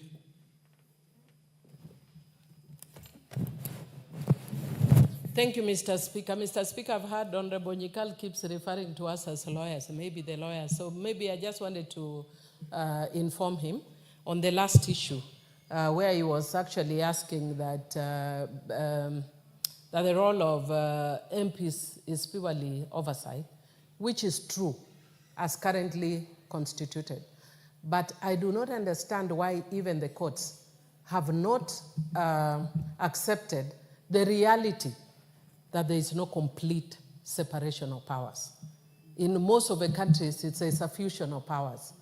And if you are talking like I just didn't want to talk a lot to it because Honorable, I wanted to give other members. But I'm actually doing this as part of my PhD thesis, that what works, we must Africanize. We cannot be following blindly. When we have something good coming from Africa, why should we follow? Because Montesquieu from France in 1786 came up with that. Did Montesquieu know my village in Koloka Nyala in Rusinga Island? So we need to do things which work in Koloka Nyala. Yes, or in what in Rangwe? Or Moche in Rangwe. So, or Kanyada Kanyabala in your constituency. So that was my point of information, that there is no absolute separation. Even in the UK that we are following from, there is no absolute separation. In fact, Honorable Dr. Nikal, let me just say something Honorable Millie did not tell you. That when we decided we would be budgeting for the building of courts, I remember in the 11th Parliament, the executive said yes. But they said the money should go to the Public Works Ministry, not to the judiciary. Because the judiciary is to dispense justice, not to build. And I remember even being alive to separation of powers, and the Parliament then, this Parliament, seeing it that it would be better that money goes to the judiciary to build courts, because before money was being allocated for courts and nothing was being built anyway. We advised as the then JLAC that the money will go to the judiciary, and it is out of that, following our sitting where the current chair of JLAC, the Honorable Gitonga Murugara, was, that we told the judiciary to actually do a construction department, employing architects, engineers, quantity surveyors, and everybody to synchronize construction. So that if we were to have a pure separation of powers, then really the judiciary would not be receiving that money for building courts. It would be going to the works, department. So indeed there is no pure separation of powers. But the point that Honorable Nikal was making, which you are distracting him from, honorable members, is also very critical. I just saw in the Citizen News today, governors saying that the bursaries they give should not be audited. Should not be audited. And so I heard Honorable Nikal to be saying, an MP must audit, and that is the role this House currently have around CDF. The audit reports you are talking about came from the auditor. They are now before Parliament for cross-checking and for oversight purposes. So proceed, Honorable Nikal. Mr. Speaker, I've received a lot of information and I've been educated. But even if we say there's separation of powers, in my view, this is still separation. Ideally, if I look at, in my constituency, I look at how CDF is operating. If you look carefully, really, the Deputy County Commissioner has a more direct role on the management of CDF than an MP, right from the selection of the committee and the seat in that committee. And therefore, me, in my mind, even that separation has just gone further down. So, Honorable Millie, in your PhD, I think you should now look at it that even if you accept separation, then let it be known that the separation is still there, even at the constituency level. And I've indicated very well, if you look at the project management committee, the MP has no role there up to that level. So to me, if should it be that the separation is in principle need not be there, and then you can bring it out because of where we come from, our histories and so on, and our colonial history. But even if you accept the separation, to me, I still see separation up to the ground. And with that, Mr. Speaker, I support the report of the committee. The Honorable Geoffrey Odanga is now recognized to speak. Thank you, Honorable Speaker. Coming from Busia, where the team visited, I want to appreciate and thank them for the work they have done. And bringing out those challenges is quite critical and very important that will help us to improve in the management of the NGCDF by our committees and the manager. Honorable Speaker, my concern first is that, look at this, the decentralized committee came and was looking at an audit report that is 9 years back. It has taken so long, many things maybe will have gone wrong. They are only coming up with the report of the audit that has covered a whole 9 years. And this is to ask the Office of the Auditor General to bring out these reports frequently so that we are able and the committees are able to correct on the errors they have made. Because that will, the way they are doing it will take a long time for people to be able to put in place even their recommendations. And I like the recommendations of the Central Committee under Honorable Mulyungi. Honorable Speaker, the issue of land is very emotive, and almost every member has commented on it. Mr. Speaker, I don't want to repeat what others have said about the same issue of land. But again, many of our people are not easy on releasing their title deeds to go for evaluation before they see payment. Some of them believe that maybe people are going to play around with their certificates. So the requirement that they first have to do evaluation and the owners of this land surrender their title deeds at least for use of evaluation makes the whole business very long and tedious. Maybe the board may need to find a better way. Secondly, the issue of buses. Initially, when we started, some of us took those buses on the hire purchase. And you know, we usually write proposals. And when you write proposals, the proposals are vetted by the board. The board needs to reject those proposals and advise the committees accordingly. Otherwise, I think the easiest way is to buy them at once. But the board needs to put it very clear that they will not accept buses on hire purchase. Honorable Speaker, the NGCDF has done a lot. And apart from, in my constituency, even last week, I delegated some work to some of my people in one of the schools. And one of those guys representing the county government tried to, like say, NGCDF, we have done nothing, we have not done cab rolling schools and so on. Members of the community just told them, show us one of the ECD classes you have constructed since you came to office. There is none actually. All development they are seeing is from the NGCDF. Honorable Speaker, co-funding is very important in some of these organizations we have done. But capacity building, like they have said, needs to be done regularly to the committees. One of the members of the former NGCDF board members visited Matayo's constituency, and we went to one of the schools. So when we told them that we are doing co-funding, he was arguing that it's not provided for. But I told him, look at the act. So everybody needs capacity building, even from the board itself. The directors and so on may not exactly know what is required of the NGCDF about co-funding and so on, because with co-funding you just have to state exactly what the other party has done and your party that you are, as an NGCDF are going to do, and the cost.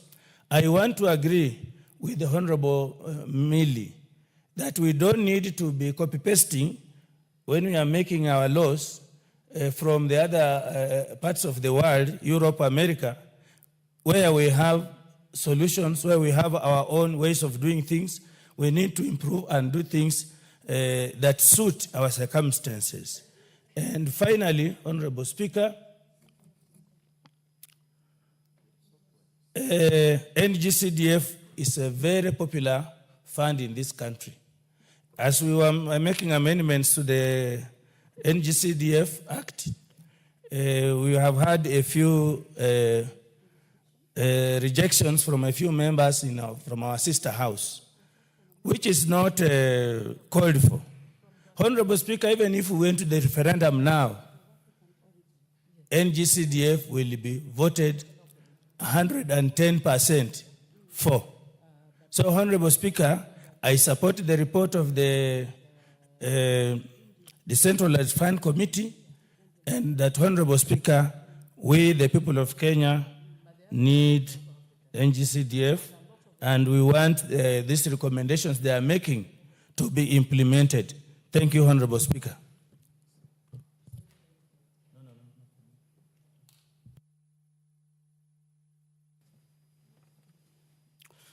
The Honorable Ferdinand Wanyonyi, the MP for Kwanza, will speak. But before you do that, the Honorable Wanyonyi, let me recognize a public visit to the National Assembly. Honorable members, seated in the Speaker's Gallery this afternoon are St. Angela Merisi Wamagana,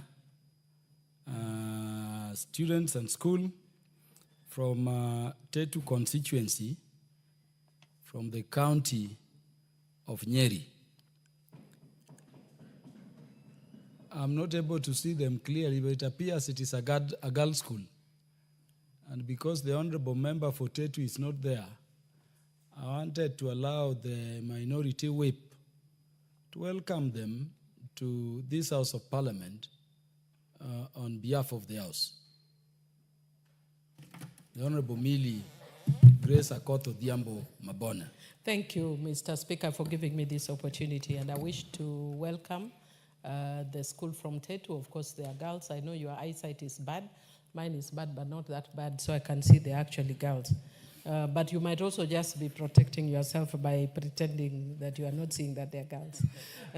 But having said that, Mr. Speaker, I just want to encourage the young girls and let them know that I'd earlier raised the issue about the death of Honorable Phoebe Asio.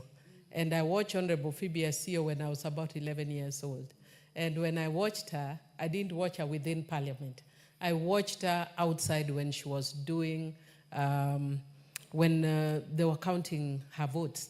She's amongst the first 10 women members of Parliament in this country. And in my county, she was the first woman.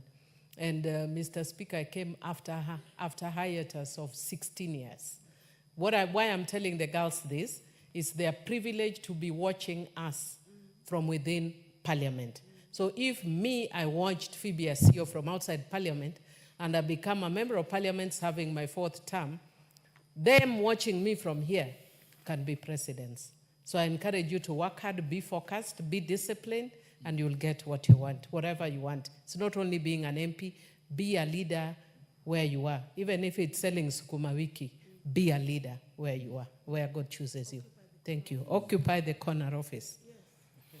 So on behalf and on behalf of the House, I welcome the students from Tetu constituency, students of St. Angela Merisi Wamagana School, to the National Assembly to watch the proceedings. May you grow to be good girls, not bad girls. Honorable Ferdinand Wanyonyi will now make his contributions. May I make my contribution on this?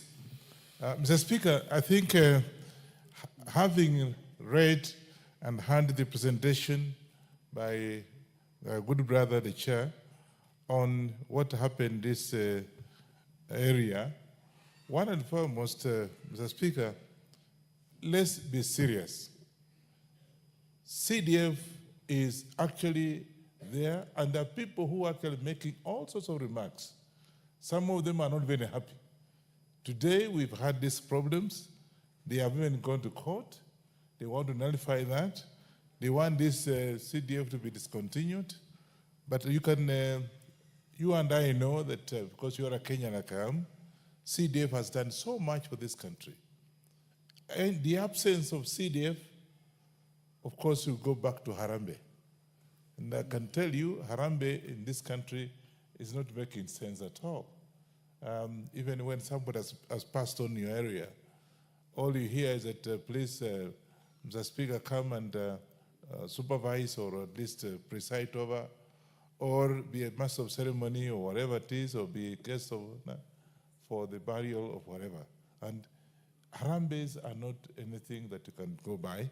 So CDF is actually, we should do everything possible in this particular house. And I've sat here because I want to make this contribution, because I want the Busia members of parliament, I think my colleague is here present and others are not here. Let's do the benchmarking. I, of course, have been in this parliament, this is my 3rd year, and I can tell you that I'm very strict. I do the oversight. Because what happens is, Mr. Speaker, if you leave it as it is, today you have a fund manager coming in, he'll be there for about 4 or 5 months, and he goes away with no records at all. So if you don't do the oversight, you'll have these kind of problems that you are facing.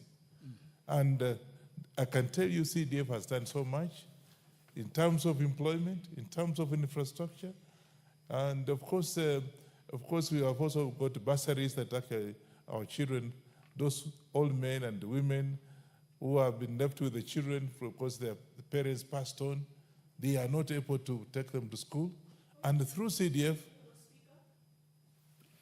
Honorable Ferdinand Wanyonyi, do you agree to be informed by the Honorable Dr. Lillian Gogo? She can make her own remarks after I've gone.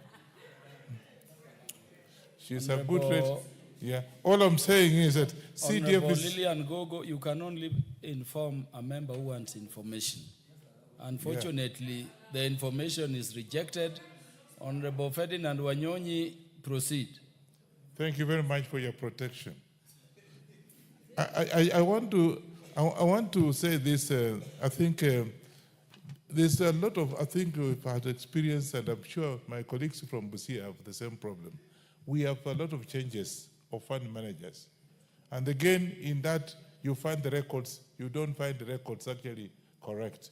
And that's what I think this committee found out. I want to say that for 9 years, and they have not, corrected those things. For example, land. Land, is very emotive. And you are quite right when you spoke. Land is very emotive. In fact, you find that land has changed hands more than 4 or 5 times. And so by the time you come in and you want to purchase a piece of land for a school or for whatever institution, first of all, you must have an agreement. They must have an agreement, and you are a lawyer. You must have an agreement, and they go by that agreement. Doesn't matter just who was the owner of that particular piece of land. So I want to ask the members of parliament from Busia that this is CDF, we must at all costs protect it. And when the outside people see this kind of loopholes, we're going to have problems and not be able to move as is expected. And therefore, I want to also make a remark on buying of the buses. I know you're not doing that. You can't have buses on high purchase. Buy 2 or 3 this particular financial year, and then another financial year, buy another one. But in now you are going on high purchase. The Speaker, again, it's something that's a loophole. Because then after that, what happens? When you fail to raise the money, and getting the money is not just guaranteed, like we have not even received enough money for last financial year. We are now in the next financial year, and we have not received enough money. Now, whoever has given you money or given you a bus on high purchase, he may now pull out the bus. And then, of course, the name of the CDF becomes a problem, is tarnished. And therefore, my colleagues from Busia, I think that observation I'm saying, I think is not very good. But I think let's change the tax. Instead of doing what you are doing, do what is supposed to be done. And I want to support that report. And I hope and pray that changes and rectification be made so that it can be able to protect CDF. Because so many people, including governors and MCS, and even our sister senators who also want this to be moved from us. And you never know. They find loopholes like this, in the course of the public, again, we actually find ourselves in a wrong way. I therefore support this committee, and I hope our brothers and sisters from Busia will be able to learn and be able to do benchmarking. Come to my place, you see what I've done. I want to come to Kwanzaa. Yes, and he's my colleague, so come to Kwanzaa. And I'll actually, yeah, you'll be all right. Thank you so much, and I support this report.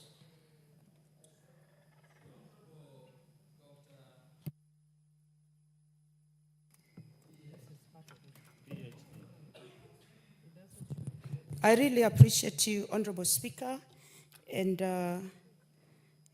great grandson of Asumbi and Rangwe. And I rise to support this particular report of this committee. I appreciate the committee for considering audit reports of so many years so that they bring these matters to speed.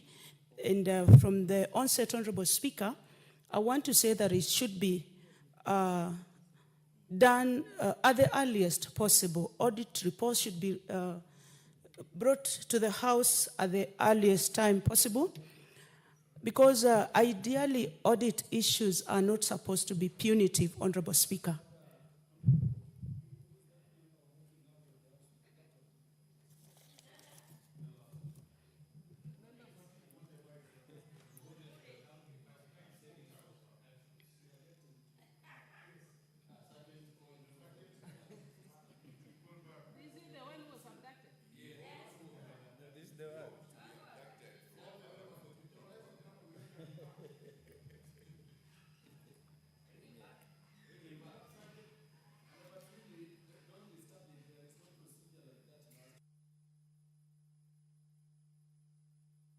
Members left, we'll have another time to commiserate with them. Honorable Lillian Gogo, you may proceed. Thank you, Honorable I know where Speaker. the debate will be ended. But we wish our colleague well, Honorable Speaker, and we appreciate when he makes an appearance in this August House. I was saying, Honorable Speaker, that audit matters and audit issues are generally not supposed to be punitive, and they are meant for identifying places where there should be improvement opportunities. They ensure, when audits are done, they ensure compliance and transparency, and also they mitigate risk and fraud, and they strengthen decision-making processes within systems of management, and they build stakeholder confidence, and they also promote operational efficiency. Honorable Speaker, when this audits are brought to the floor of the House 9 years later, then probably would miss on the intentions, the noble intentions of the auditing system. I also want to indicate, Honorable Speaker, that NGCDF was largely borrowed from Zambia. And my senior guest, the Honorable Mili Odhiambo had indicated that there are times as Africans we should Africanize certain systems. CDF systems is also practiced in India as a jurisdiction. And there are many other jurisdictions that come to benchmark. They come to learn, they come to borrow from our processes, Honorable Speaker, to go and implement in their regions, which means that it is a good thing. People would not come to learn about the National Government Constituency Development Fund of Kenya as practiced in Kenya if they have not seen, or if they have not learned, or if they have not followed the benefits of this particular governance method. This is what I want to say about NGCDF, Honorable Speaker. How I plead with the Kenyan citizenry that we should constitutionalize NGCDF. Honorable Speaker, there was a delay in disbursement of the Rangwe constituency development fund bursaries by the committee, and it was later on done sometimes in the last 2 weeks or so. Probably this was mainly because of delays in disbursement of funds from the board. But I can assure you, Honorable Speaker, when the CDFC committee was giving out these checks through the Director of Education, Rangwe Sub-County, and among other people who were in attendance were the DCC, from the communications that the teachers of local day schools gave is that amount of money, the disbursement of the funds in form of by way of bursary was a big plus to the various local day schools and boarding schools. Why? At times, capitations from the Ministry of Education delays. And as it were, and it is true, capitation has delayed. But this has generally been mitigated by the disbursement of monies by dint of bursary, which these various schools are going to use for the benefit of the learners and also for the benefit of running the schools by the heads of these schools. Honorable Speaker, if there is a particular fund that is audited many times, it is NGCDF. And this has come up because of the length of time that CDF has existed, Honorable Speaker. I'm even shocked that some sub-counties, like where my brother, the Honorable Wanyonyi, comes from, they are buying buses by hire purchase. I'm shocked. If that committee is buying by hire purchase, I am shocked. And I only wanted to give him information that this is a fund that goes to the lowest point, Honorable Speaker, of this country. To the lowest person. Right now, because of NGCDF, what I've seen my committee do, that in the constructions of schools, Honorable Speaker, in a local school called Bondo Primary School, I went there, I couldn't believe what NGCDF can do. We have classrooms that are built to modern standards, and they are tiled with modern boards, white boards, things that would have happened not if it were not for NGCDF. And I pray for your protection, Honorable Speaker. He refused that I shouldn't speak when he was speaking. Honorable Speaker, allow me to say this. I want to say this, Honorable Speaker.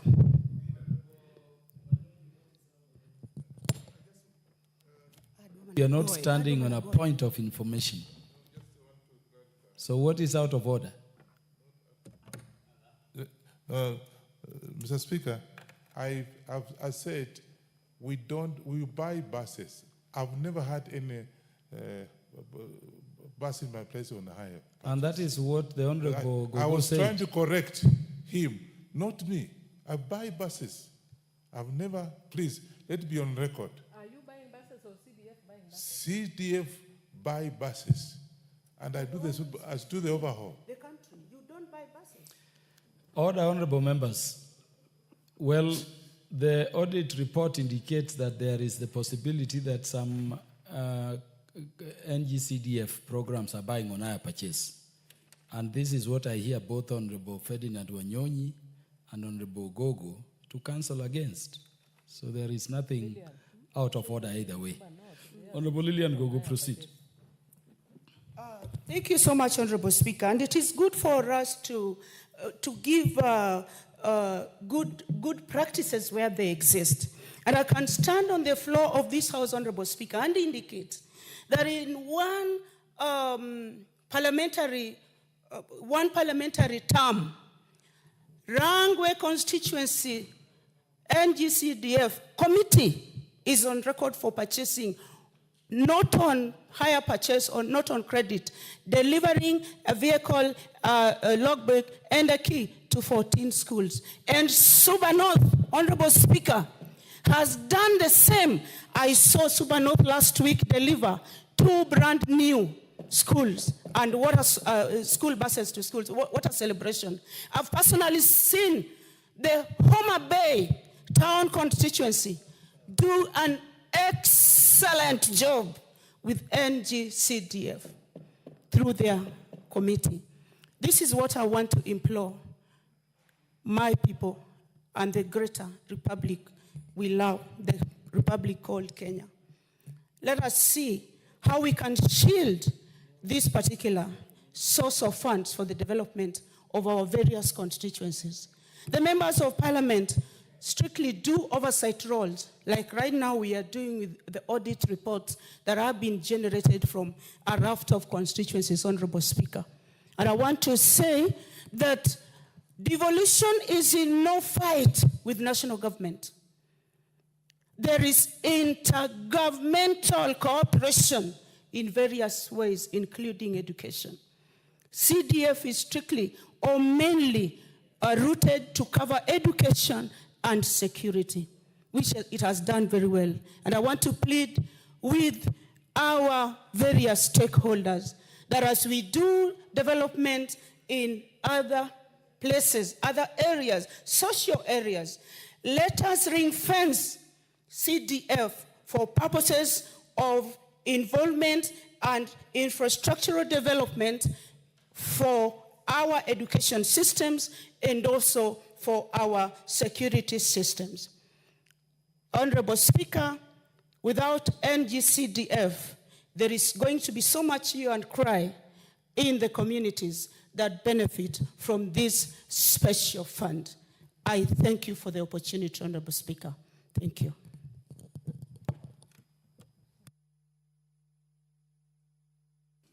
The Honorable Agnes Pareyo, the MP for Narok North, will now speak. And honorable members, just to alert you, those ones of the honorable members who are walking out and those ones who are within the precincts, that the motion coming up next, in order number 10, is a very serious motion. It's a consideration of the third report on the employment diversity audit in public institutions, a very critical matter around inclusivity and equity. Let all members who are around come, because it is the motion to be moved next, and absent members, the debate on it will be concluded. The Honorable Pareyo. Thank you, Mr. Speaker, for giving me this opportunity to support the report of the committee. NGCDF is a fund that is now popular in Kenya. I speak on behalf of my people and my constituency. If it were not for this fund, our people or the schools could not even afford to buy a bus to take their children for tours and for learning environments.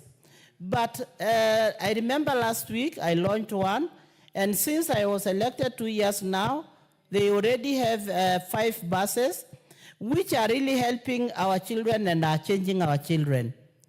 And when it comes to separation of duties, the role of the MP is to oversight. And we have committees and the chairs who run day-to-day activities on the funds. So I want to say that this is money that we should really support, and this is money that is changing our people. And this money does not belong to MPs. It is run by the committee and separately, and it were not for this money, our communities could not even afford to build or construct toilets for their schools. So this is money that needs to be protected. This is very important money, and our role, I still say, our role as MPs is to oversight and make sure that they are done and there is accountability in that fund, because it is a fund that is meant to change our community and to better the quality of education in our schools. Thank you, Mr. Speaker.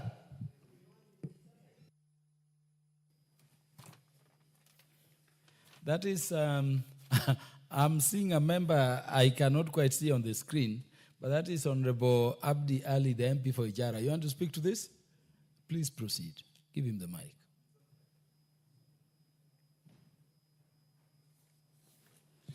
Thank you, Bwana Speaker. I'm happy to support and participate in this debate and also to support the report. Bwana Speaker, NGCDF, it is a fund that has brought a lot of positive impact on the ground. In my case, for the people of Ijara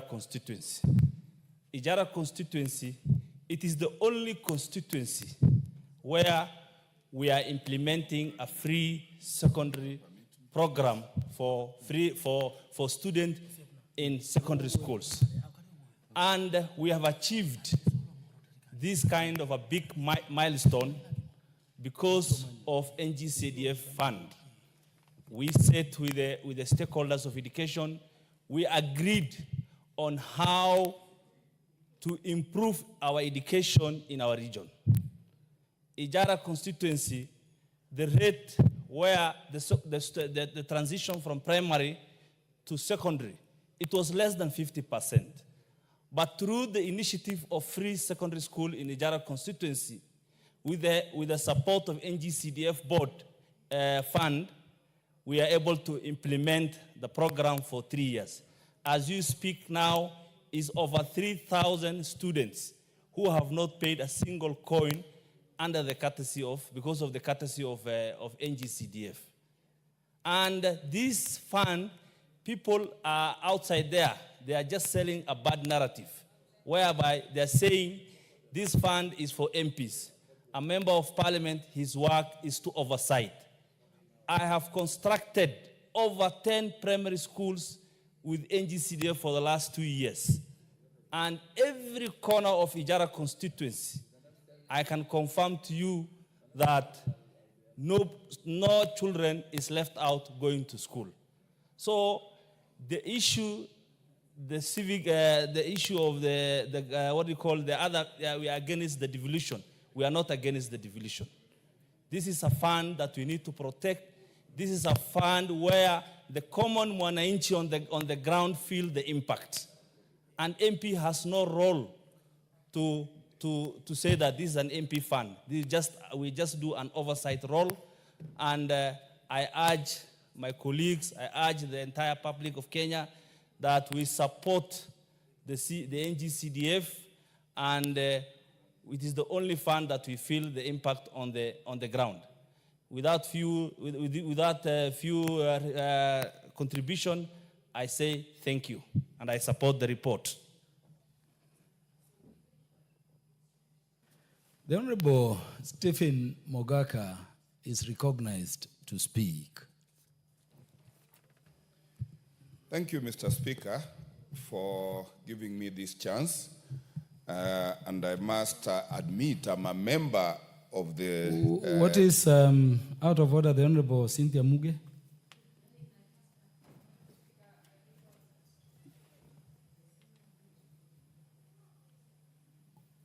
Thank you, Honorable Speaker. I don't know why I did not catch your eye earlier when the member that spoke last was on the floor, because there's a statement that member made, Honorable Speaker, that did not sit very well with me. The statement is partially right. He said that this is the only fund that we can feel the impact on the ground. Honorable Chair, Honorable Speaker, there are many other funds that can be felt on the ground, and number one is NGCDF, but it is not the only one. Yes, so I will allow you some time to make your contributions. Obviously, under the standing orders, you cannot address the issue, the member having concluded her contribution. Honorable Mogaka, proceed. Thank you so much, Mr. Speaker. I am a member of this DIFA committee that has tabled the report and moved the motion, and I'm a proudly happy person that this report has attracted the comments that it has. Mr. Speaker, this report has been made covering years since 2014, and I must commend the chair of this committee Engineer Gideon for being steadfast in managing us to deliver for that particular county. And I'm sure many more reports are coming through. But what I notice is that in this committee, I have been able to employ my accounting knowledge, my legal knowledge in examining what the Auditor General is saying about the management of NGCDF. And I must confess that even the auditors have deficiencies in capacity in examining what is required of the application of this NGCDF. In particular, it has disturbed me, Mr. Speaker, that in many constituencies, agreements are made on properties belonging to deceased people. And these are made clearly without any grant of letters of administration. And this imagination that somebody is somebody's child and therefore they are entitled to a certain property and that they can sell that property, particularly to a public entity, I think that is stretching the imagination too far. And with my chair and senior, Honorable George Murugara, can tell you that anybody personating a dead person and purporting to sell a property, that cannot fly. But some of these observations are what we have employed our legal minds to try and assist the board to mitigate potential losses from such cases. Because you can imagine, Mr. Speaker, if a person who believes is another's a child and finds that at the time of distribution of the estate, that property was a subject of a will and is not a beneficiary, and NGCDF had already entered into an agreement with such a person, you can imagine the disaster that we will be sitting on. But all said and done, this committee is doing a great job, and we have worked around the clock to ensure that we become current in the reports that we are making. But coming to talk about NGCDF itself, and I want to agree with my senior, the Minority Whip, Honorable Millie, that NGCDF as a fund is a miracle fund. In fact, it is now making me believe that it is not only a fund, but a development model. Because in our economics, we were being taught of development models created or invented by certain people in the Western world. If you asked me, what NGCDF, as having been engineered to date, is achieving for Kenya, this is a development model that this country will very soon be exporting to other developing countries as a way of getting out of poverty, dependency, and getting into industrialization. And I hope Honorable Millie will offer me a chapter of her book for us to give the perspective from the audit angle from what we have done with examining the auditor's report over the NGCDF. And because this is a very, very unique development model, it is no wonder then that civil society is being funded by neocolonialists to fight this NGCDF. Why is it that every time this NGCDF is taken to court, it is taken to court by civil society? Who funds the civil society? Africa will not continue being dependent. We are like M-Pesa, capable of evolving and creating development models like NGCDF that will change the world. And I want to speak from these chambers, Mr. Speaker, that while the civil society may look like they are anti-NGCDF.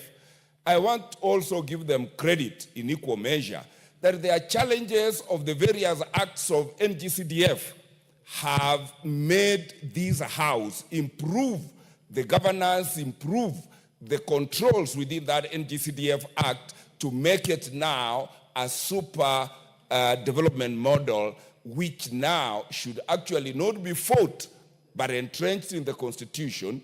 In fact, we should be very careful that whichever country comes to benchmark on this development model called NGCDF, they should be able to pay royalties to Kenya for inventing such a miracle development model.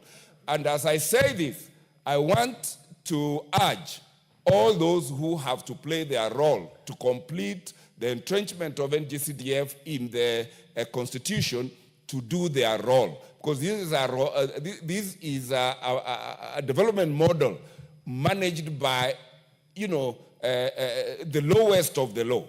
Yeah, the committees at the constituencies, the committees at the implementation stage, and this is where even the locals will always come and see what their money is doing. And I want to encourage us members that as much as NGCDF may be demonized, as much as it is fought, we know that the majority of Kenyans are for CDF. We know that we represent those majority of Kenyans. Let us bite the bullet and ensure we protect the people, we protect their fund, and we ensure that it is enhanced rather than threatened by those anti-developmental neo-colonialist agencies. Mr. Speaker, I beg to support and congratulate my chair, Honorable Engineer Mulyungi, for being the best chair that I've ever had, having been elected only this term. And I'm also praying that through you and through NGCDF, I get 2 terms. Thank you so much. The Honorable Edith Nyenze, the MP for Kitui West, is recognized to make her contributions. Thank you, Honorable Speaker. Noting the mood of the House and the many contributions, Speaker, which have been made, I now request you, Honorable Speaker, to call the mover to reply, and also noting the importance of the next motion. Thank you. Yeah, when a member stands at a place and proposes that the mover be called to reply, the Speaker has to put a question for resolution and decision by the House. And so, honorable members, the Honorable Edith Nyenze, standing in a place, has proposed that the mover be called upon to reply. Will as many as are of that opinion say aye? Will as many as are of a contrary opinion say nay? The ayes have it. The ayes have it.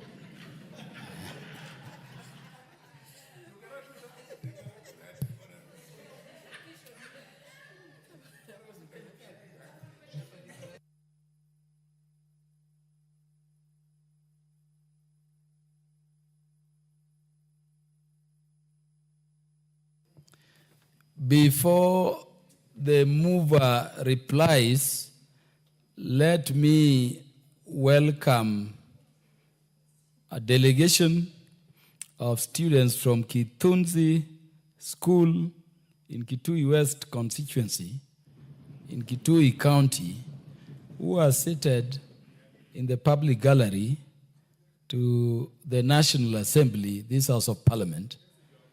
On my own behalf and on behalf of the House, you are welcome to the National Assembly to observe the proceedings.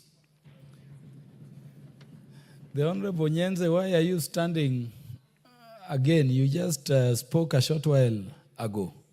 Mr. Speaker, sir, kindly give me time to welcome these students are from my constituency. Are the students still in the public gallery? Yes. Yeah, then the Honorable Edith Nyenze will welcome the students to this House of Parliament.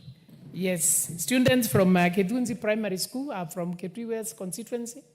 You are most welcome to Parliament. This is a National Assembly, and I sincerely welcome you to this place and wish you all the best. I pray that you work very hard and embrace hard work, because you can do everything. You can even make it to Parliament. You can make it to also higher offices. And you will not just walk there without working hard, without being disciplined, without being determined to get the best in life. So I wish you all the best. Your school is one of the best schools in our constituency, and the NGCDF has contributed a lot in this school and in all the schools in Kitui West. So I wish you all the best. If there are other schools, you are most welcome. Thank you. Sand. The Honorable Edith Nyenze, you know, the MP for Tharaka, who also chairs the Departmental Committee on Justice and Legal Affairs, also comes from across, just across the other side. I will therefore allow the Honorable Gitonga Murugara to add his word of welcome. Thank you. Thank you very much, Honorable Speaker. Honorable Speaker, I join Honorable Edith Nyenze in welcoming the students from Kitui County. Kitui County is the neighbor of Tharaka Nithi County. I also have great relationship with that county. It's a county of great people. We've just debated the motion by Honorable Architect Gideon Mutemi Muliungi from Wingi Central, a great gentleman. My neighbor is supposed to be engineer Paul Musiemizengu, who was seated over there. I think he has left. And now Nyenze is the other side. This is important. It's important for Kitui to produce such learned people. The young students up there kindly do emulate these leaders who are highly learned, who also contribute a lot to this house, so that one day you also aspire to come here as leaders of tomorrow. So with those remarks, I do welcome the students to observe the proceedings as we continue with today's order business. Thank you. I reiterate again, the students of Kithunzi School are welcome to the National Assembly to observe proceedings. The mover of the motion will now reply.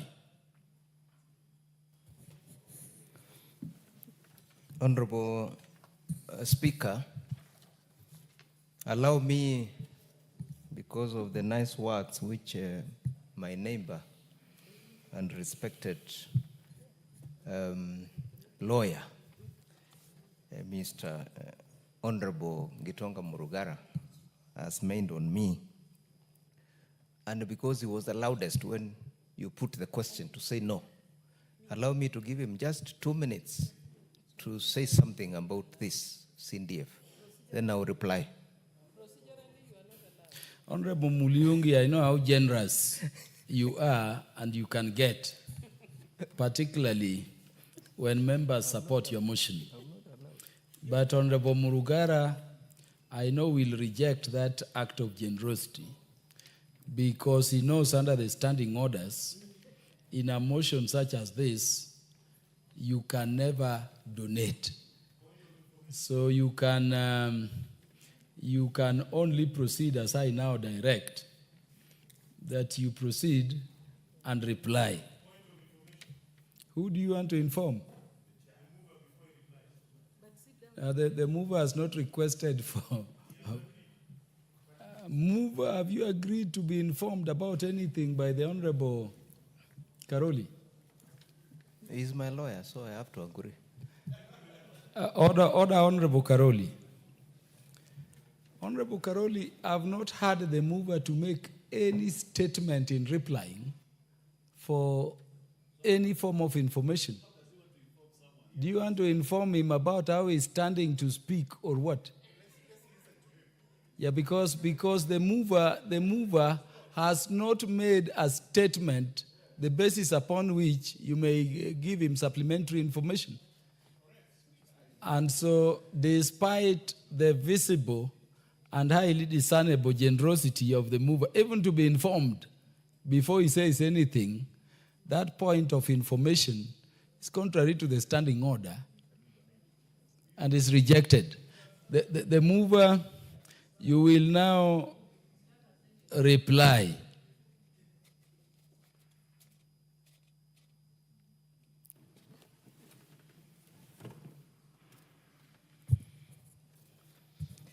Mr. Speaker, allow me to thank members who have made their contributions on this motion, which were very good contributions. And I want to take note that the contributions which have been made on the floor of this House are going to enrich our future reports of this committee. Mr. Speaker, I want to reaffirm that NGCDF is a national fund and MPs have no role in it. As chair of this committee, I've been auditing the fund, and I do not, and I want to repeat, I do not audit members of parliament. I audit fund managers and the CEO of NGCDF. Mr. Speaker, it is high time that NGCDF, because of the impact it has created in the constituencies, it is entrenched in the Constitution so that it is permanent and nobody on this earth should touch it, so that it can live the it can live to eternity.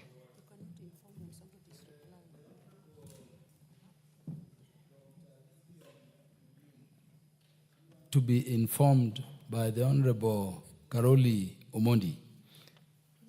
Mr. Speaker, I just told you that Honorable Karoli Omondi, at one time, we were actually working with him in the ministry under Kibaki administration, in the same position.